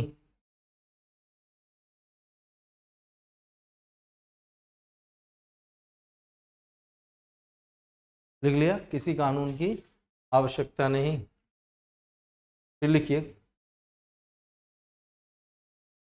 कानून जो मूलभूत अधिकारों का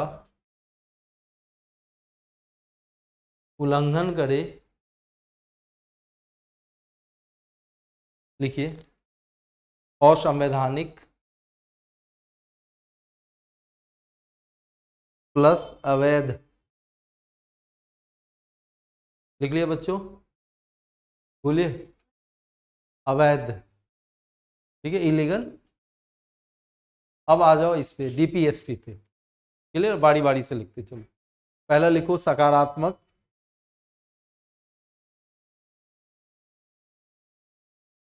लिखिए, राज्य से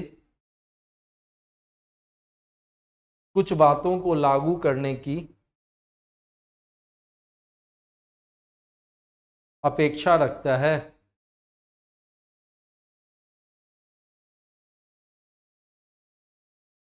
फिर लिखिए दूसरा, दूसरा पॉइंट, अप्रवर्तनीय।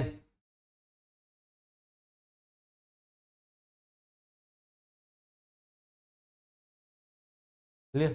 फिर लिखिए, लक्ष्य सामाजिक एवं आर्थिक लोकतंत्र एवं आर्थिक लोकतंत्र। लिख लिया? फिर लिखिए,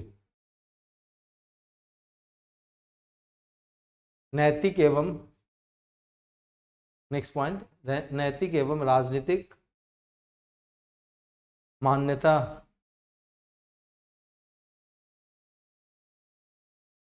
लिख लिया। फिर लिखिए पूरे समाज के लिए, कॉमा समाजवादी, पूरे समाज के लिए, कॉमा समाजवादी। लिख लिए बच्चे। फिर लिखिए नेक्स्ट पॉइंट, कानून की आवश्यकता होती है।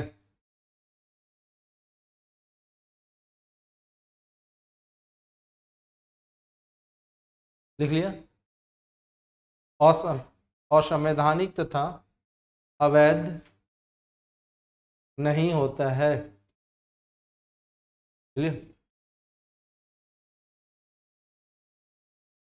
लिख लिया। अब देखो, अब मैं जो आपसे चर्चा कर रहा हूं,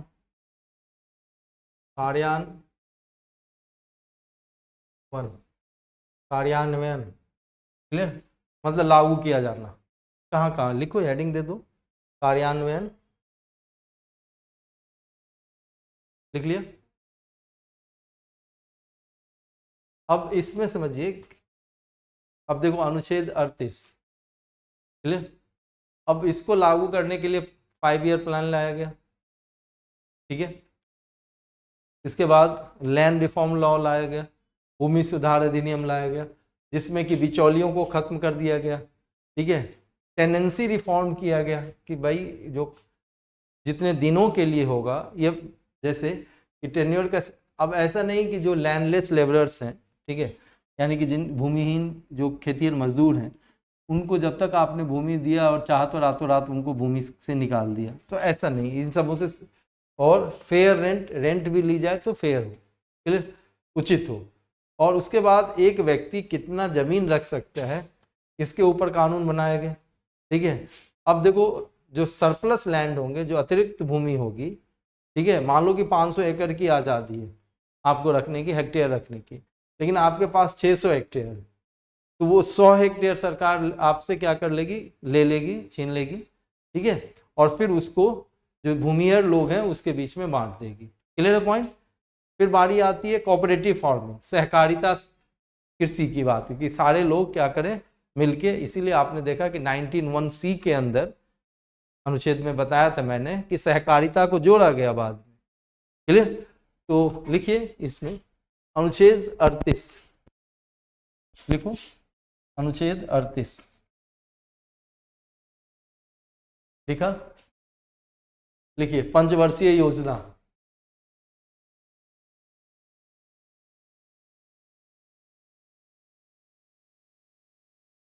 ठीक है।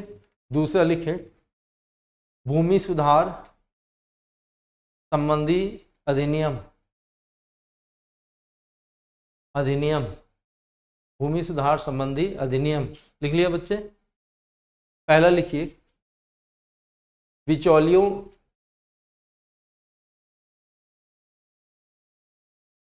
का खात्मा,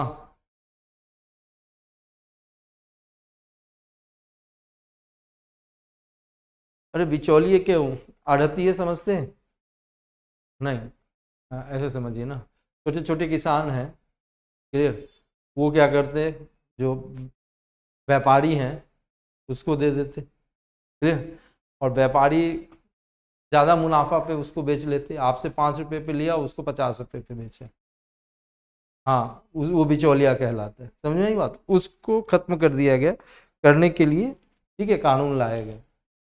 लिख लिया पहले। फिर इसी में लिखिए कृषकों को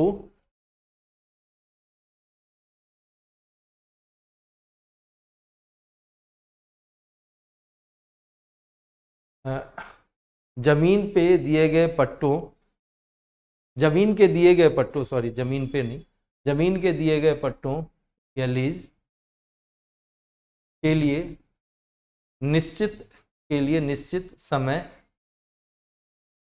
निश्चित समय या उनसे, या उनसे उचित किराया लेने संबंधी कानून, क्लियर, लिखिए जमीन की, नेक्स्ट लिखना इसी में, जमीन की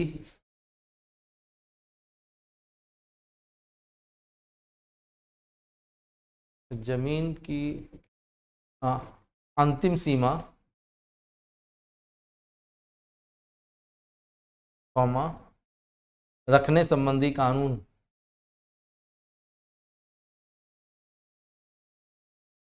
लिख लिया, फिर लिखिए अतिरिक्त भूमि को भूमिहीन, अतिरिक्त भूमि को भूमिहीन को दिए जाने से संबंधित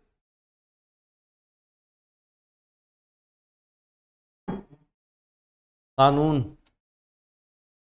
लिख लिया, को दिए जाने से संबंधित कानून। लिख लिया बच्चे, फिर लिखिए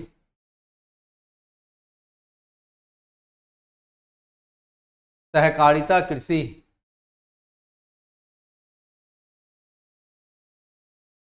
ठीक है, अच्छा अब बारी आती है अनुच्छेद 39 की। ठीक है, अनुच्छेद 39 की यदि बात की जाए तो इसमें समझिए कि है क्या, इक्वल वेल्थ डिस्ट्रीब्यूशन, मतलब समान क्या किया जाए, संपत्तियों का बंटवारा। इससे संबंधित सबसे पहले जो पुराने समय में जो देशी रियासत थे, राजा रजवाड़े, उनको प्रिवी पर्स हुआ करती थी, उनको कुछ निजी पैसे दिए जाते थे सरकार के द्वारा। ठीक है, उसकी व्यवस्था खत्म कर, पहली बात। दूसरी बात, जो प्राइवेट बैंक थे उनका क्या किया गया, राष्ट्रीयकरण किया गया, सरकार अपने हाथ में ले लिया। और सरकार ने हाथ में इसलिए लिया कि सिर्फ और सिर्फ ये जो प्राइवेट बैंक है, निजी बैंक हैं, वो सिर्फ मुनाफे के लिए काम न करें बल्कि लोकहित या लोक कल्याण के लिए भी काम। क्लियर, फिर बारी बात आती है, इसी ढंग से जीवन बीमा को भी क्या किया गया, राष्ट्रीयकरण किया गया, और जनरल इंश्योरेंस का। क्लियर, तो उदाहरण में लिखते चलिए, ये लिख लिया नहीं, लिखो अनुच्छेद 39, अनुच्छेद 39 लिखा, एक समान, हाँ एक समान संपत्ति का बंटवारा या आवंटन। लिखा, लिखिए Privi purse, Privi purse, Privi purse. लिखा, को खत्म करना। क्लियर, एक ही साथ लिख लो, बैंक,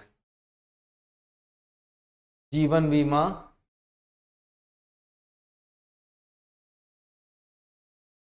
तीसरा लिखे एवं साधारण बीमा, साधारण बीमा का राष्ट्रीयकरण। क्लियर, अलग अलग उदाहरण देखते चलो। क्लियर, पीटी लेवल पे फैक्चुअल फंसाए या कंसेप्चुअल फंसाए, आप क्वेश्चन करने की स्थिति में होंगे, बशर्ते कि आपकी रिवीजन और प्रैक्टिस। ठीक है, अब देखो अनुच्छेद 39 और 42, महिलाओं के बेनिफिट के लिए इक्वल रिम्यूनरेशन एक्ट लाया गया, एक समान वेतन संबंधित अधिनियम लाया गया, मतलब एक समान कार्य के लिए एक समान। उसके बाद मैटरनिटी बेनिफिट एक्ट, नहीं, मैटरनिटी फायदे से संबंधित अधिनियम लाया गया। उसके बाद 39A की यदि बात की जाए, लीगल सर्विस अथॉरिटी एक्ट 1987, इसमें क्या व्यवस्था थी, इसमें ये व्यवस्था थी कि लोगों को न्याय मिल सके, इसके लिए जो गरीब लोग हैं उनको निःशुल्क क्या मिले, कानूनी सलाह मिले, थी ना व्यवस्था। अब इसके लिए एक कानून ही लाया गया और इसके तहत लोक अदालत बनाए गए, जिससे कि इक्वल जस्टिस या समान न्याय दिया जा सके, और जो पुअर हैं, गरीब लोग हैं, उनको क्या दिया जा सके, लीगल एड दिया जा सके। Clear point. इसके बाद आर्टिकल 40 क्या था बच्चे, पंचायती राज, लोकल सेल्फ गवर्नमेंट। क्लियर, और 3 टियर पंचायती राज की व्यवस्था कर दी गई, जो कि एक ग्रामीण स्तर पे होगा, ठीक है, दूसरा तालुका या ब्लॉक लेवल पे, तीसरा क्या, जिला स्तर पे, ठीक है। और 1992 में 73rd अमेंडमेंट एक्ट लाके क्या लिया गया, इसको कॉन्स्टिट्यूशनल स्टेटस दे दिया गया, बोलिए। और साथ में, ठीक है, जो पीआरआई है या पंचायती राज संस्थाएं हैं, उनको एक तरीके से क्या मिला, प्रोटेक्शन भी मिला, ठीक है। 1 मिनट बच्चे, ठीक है, दिख रहा होगा अभी भी, क्यों, कोई दिक्कत तो नहीं?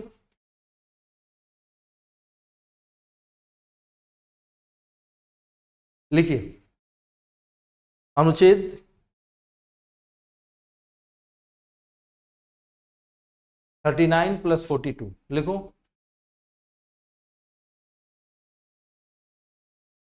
लिख लिया? लिखिए, महिलाओं के लाभ के लिए एक समान वेतन अधिनियम। लिख लिया?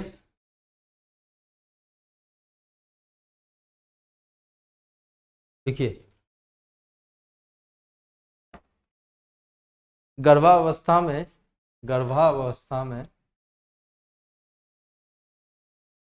लाभ से संबंधित अधिनियम। लिखा? फिर लिखिए अनुच्छेद 39(a). अनुच्छेद 39(a),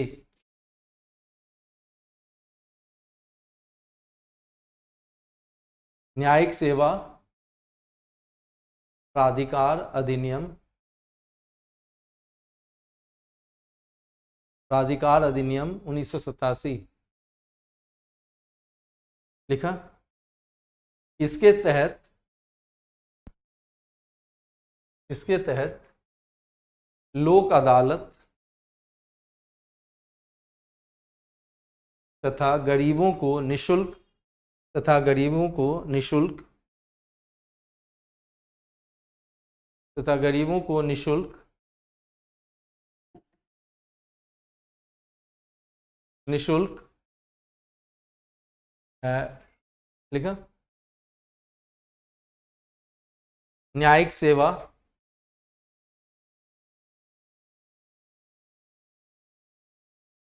संबंधित अधिकार जिससे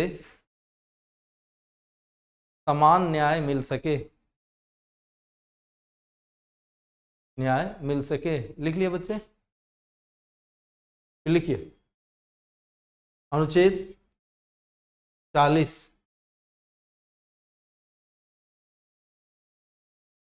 लिखा?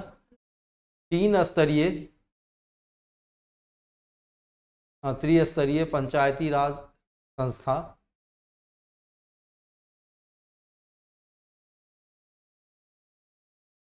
लिखा? ग्राम, ब्लॉक एवं जिला स्तर पर। लिखा? जिला स्तर पर। अब समझिए, 73वें संविधान संशोधन 73वें संविधान संशोधन 1992। लिखिए, 73वें संविधान संशोधन 1992 के मुताबिक पंचायती राज्यों को रक्षित किया गया तथा, लिखिए, 73वें संविधान संशोधन अधिनियम 1992 के तहत, लिखा, पंचायती राज्य को रक्षित किया गया। लिख लिया? तथा इसे संवैधानिक दर्जा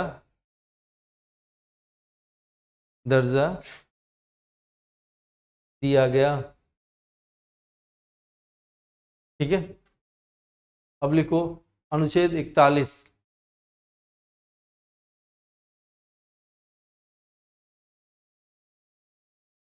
लिख लिया? लिखिए वृद्धा पेंशन योजना, वृद्धा पेंशन योजना, ये नाम है, प्योर फैक्ट है, लिख लीजिए। क्लियर। अनुच्छेद 43 से संबंधित लिखो, ठीक है। हाँ, पहला लिखिए उदाहरण, लिखिए न्यूनतम मजदूरी अधिनियम,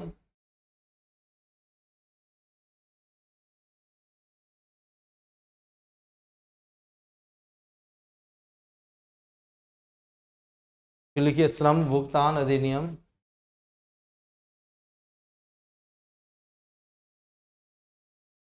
लिखा।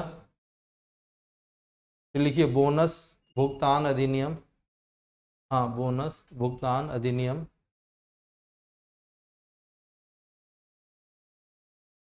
लिखिए। फिर लिखिए अनुबंध श्रमिक, अनुबंध श्रमिक नियामन, नियामन अधिनियम, फिर लिखिए बंधुआ मजदूर प्रथा, प्रथा उन्मूलन अधिनियम, प्रथा उन्मूलन अधिनियम, लिख लिया। ट्रेड यूनियन अधिनियम,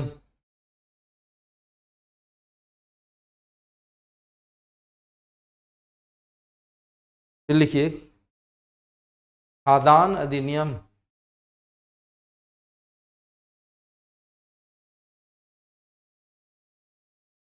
औद्योगिक विवाद अधिनियम,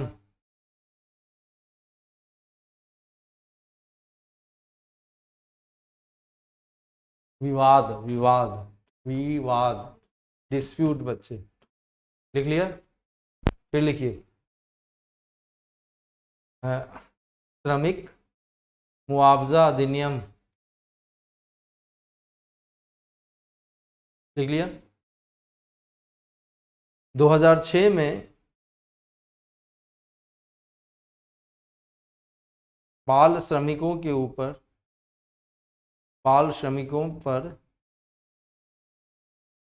प्रतिबंध लगाया गया,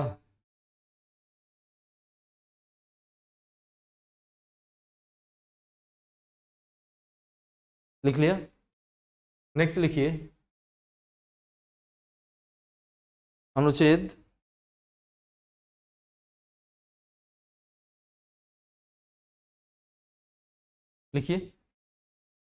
सबसे पहला लिखिए खादी एवं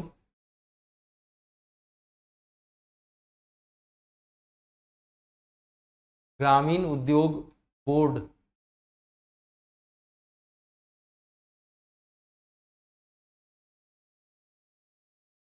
लिखा। फिर लिखिए कुटीर स्तर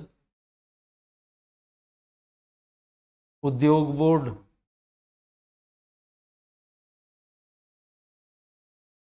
लिखा। कुटीर स्तर उद्योग बोर्ड। फिर लिखिए राष्ट्रीय लघु उद्योग,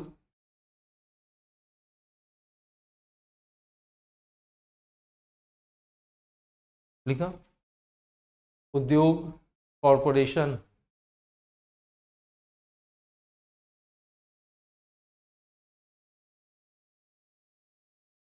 लिखा।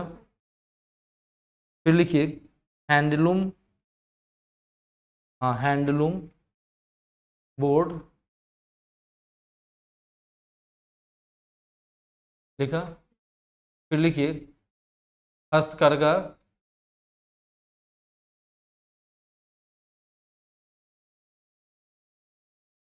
क्लियर। फिर लिखिए क्वायर बोर्ड, क्वायर क्वायर, लिख लोगे। अरे नारियल के जो छिलके होते हैं उसको क्वायर कहते हैं, उससे भी बहुत सारे प्रोडक्ट बनाए जाते हैं ना।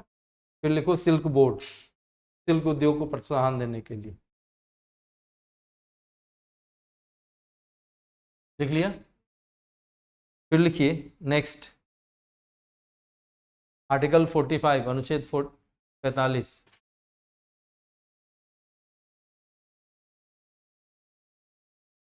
सर्व शिक्षा अभियान।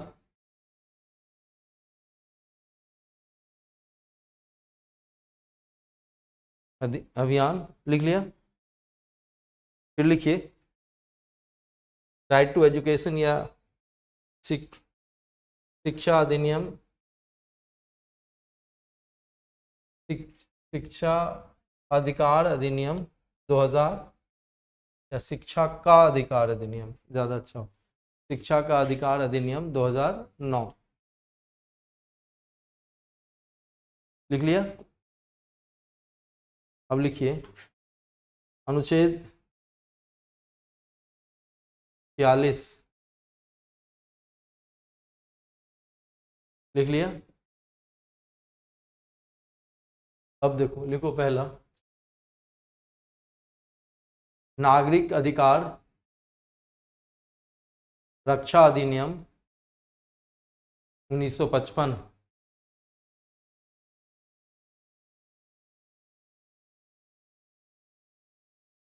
लिखा? फिर लिखिए SC ST या अनुसूचित जाति जनजाति, जो भी लिखना चाहो।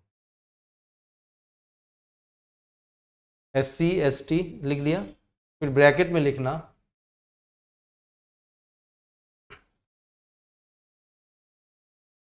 उत्पीड़न का रोकथाम अधिनियम, अधिनियम 1989। क्लियर? फिर लिखिए 65वें संविधान संशोधन 1990। ये सब सिर्फ फैक्ट है बच्चे, ठीक है? 65वें संविधान संशोधन अधिनियम 1990 के तहत अनुसूचित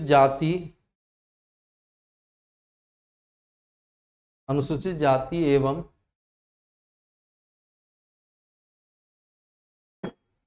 जनजाति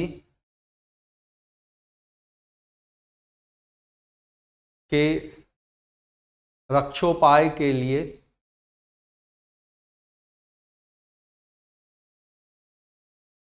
राष्ट्रीय आयोग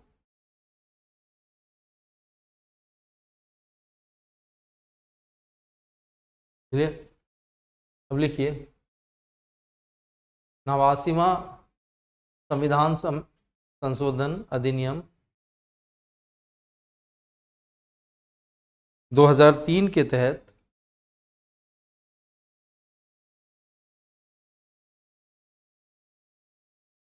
अनुसूचित जाति तथा अनुसूचित जनजाति के लिए अलग अलग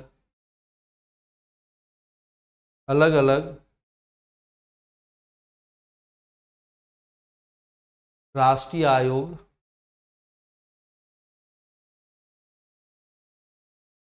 बनाए गए।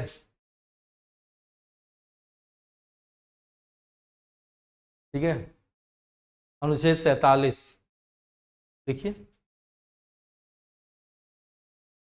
सामुदायिक विकास कार्यक्रम, सामुदायिक कम्युनिटी जिसे कहते हैं, सामुदायिक विकास कार्यक्रम। लिख लिया?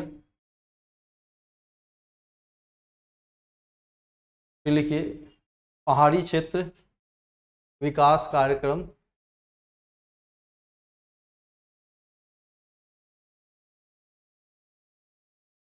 फिर लिखिए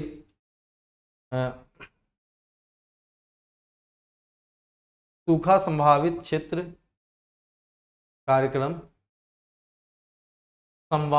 संभावित प्रोन PRONE, सूखा संभावित क्षेत्र, जहां पर सूखा आ सकता है उस क्षेत्र के विकास के लिए कार्यक्रम। ठीक है? फिर लिखिए न्यूनतम आवश्यकता कार्यक्रम 1974।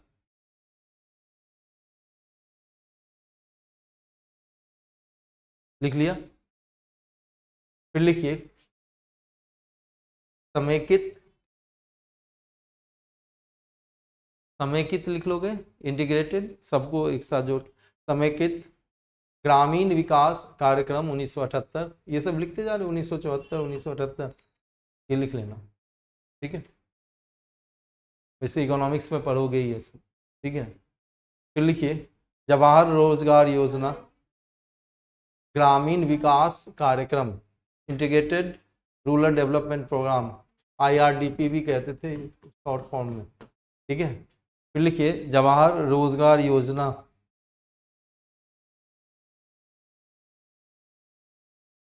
लिख लिया, जवाहर रोजगार योजना लिखा।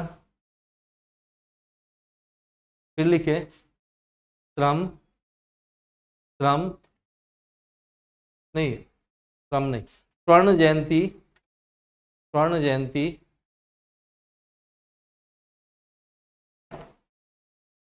श्रम जयंती लिख पाओगे या लिखूं? हाँ, ग्राम स्वरोजगार योजना 1999 लिखा। फिर लिखिए संपूर्ण ग्रामीण रोजगार योजना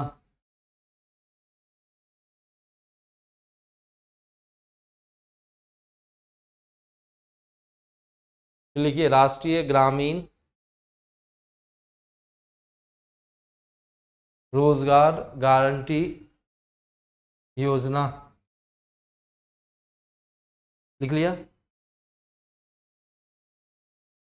गारंटी योजना लिखोगे, लिख लिया 2006। चलो अब देखो अनुच्छेद 47 को लागू करने के लिए क्या क्या हुआ, ठीक है। तो सबसे पहले लिखें अनुच्छेद 47,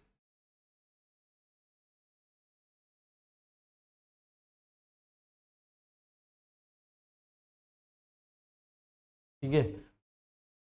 हाँ और भी लिखिए आगे, लिख लिया प्राथमिक स्वास्थ्य देखभाल केंद्र एवं अस्पताल,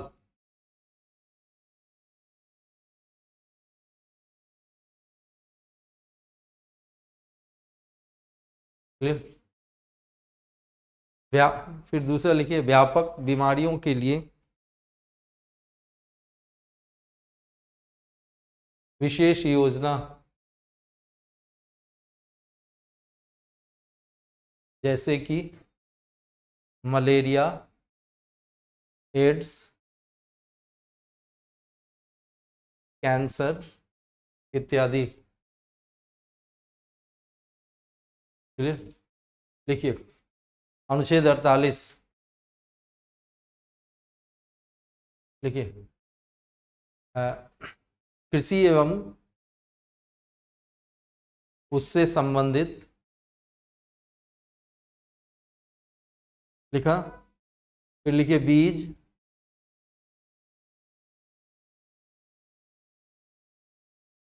बीज लिखा, खाद तथा सिंचाई सुविधाएं,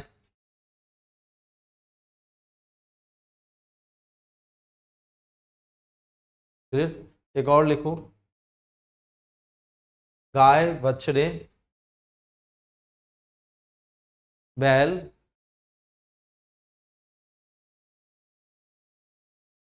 की हत्या को रोकने से संबंधित अधिनियम, क्लियर।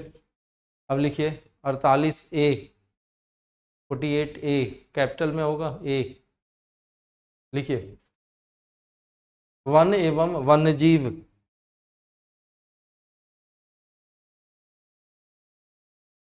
लिखा।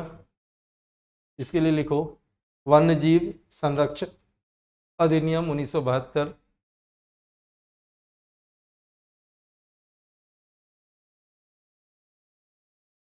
लिख लिया।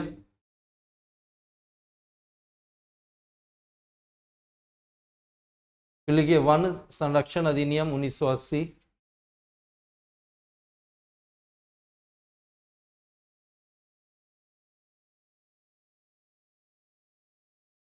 लिख लिया। फिर लिखिए राष्ट्रीय वन नीति 1988। फिर लिखिए पर्यावरण संबंधी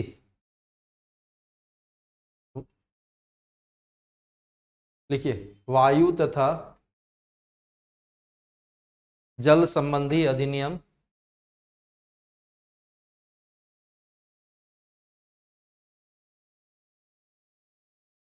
लिखिए केंद्र तथा राज्य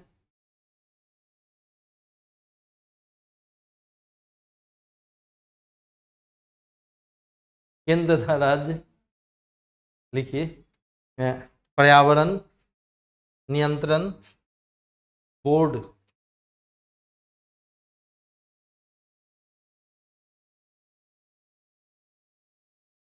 बोर्ड बोर्ड ठीक है, लिख लिया।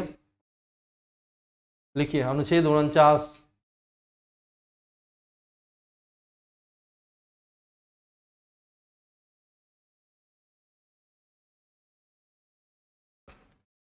फिर लिखिए एंशियंट, हाँ यानी कि प्राचीन एवं ऐतिहासिक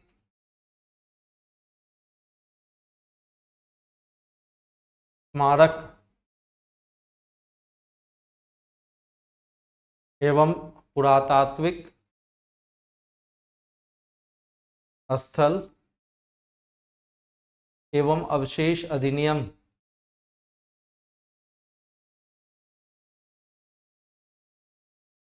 क्लियर। अब लिखिए अनुच्छेद 50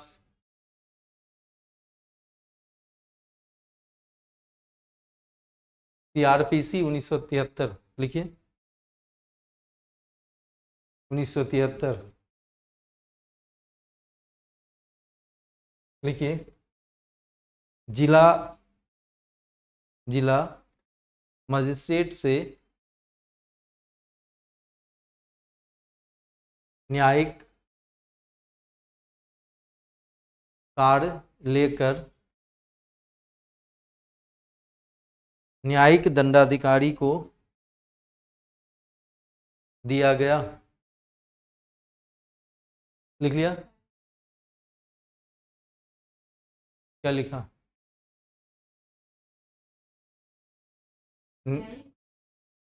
दंडाधिकारी को दिया गया। लिखा अनुच्छेद 51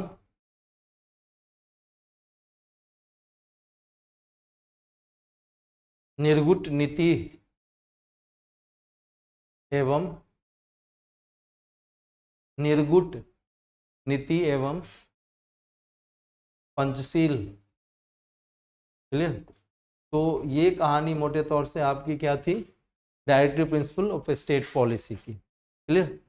कल जब मैं आऊँगा तो आपसे सबसे पहले फंडामेंटल ड्यूटीज़ यानी कि मूलभूत कर्तव्य 51A और उसके बाद फिर राष्ट्रपति की तरफ बढ़ेंगे। थोड़ा सा वक्त लेगा राष्ट्रपति का हिस्सा, क्योंकि एक बार राष्ट्रपति को अच्छे समझ से जाते हैं तो राज्य स्तर पे गवर्नर को समझ पाना आपके लिए बहुत ही आसान सा होगा।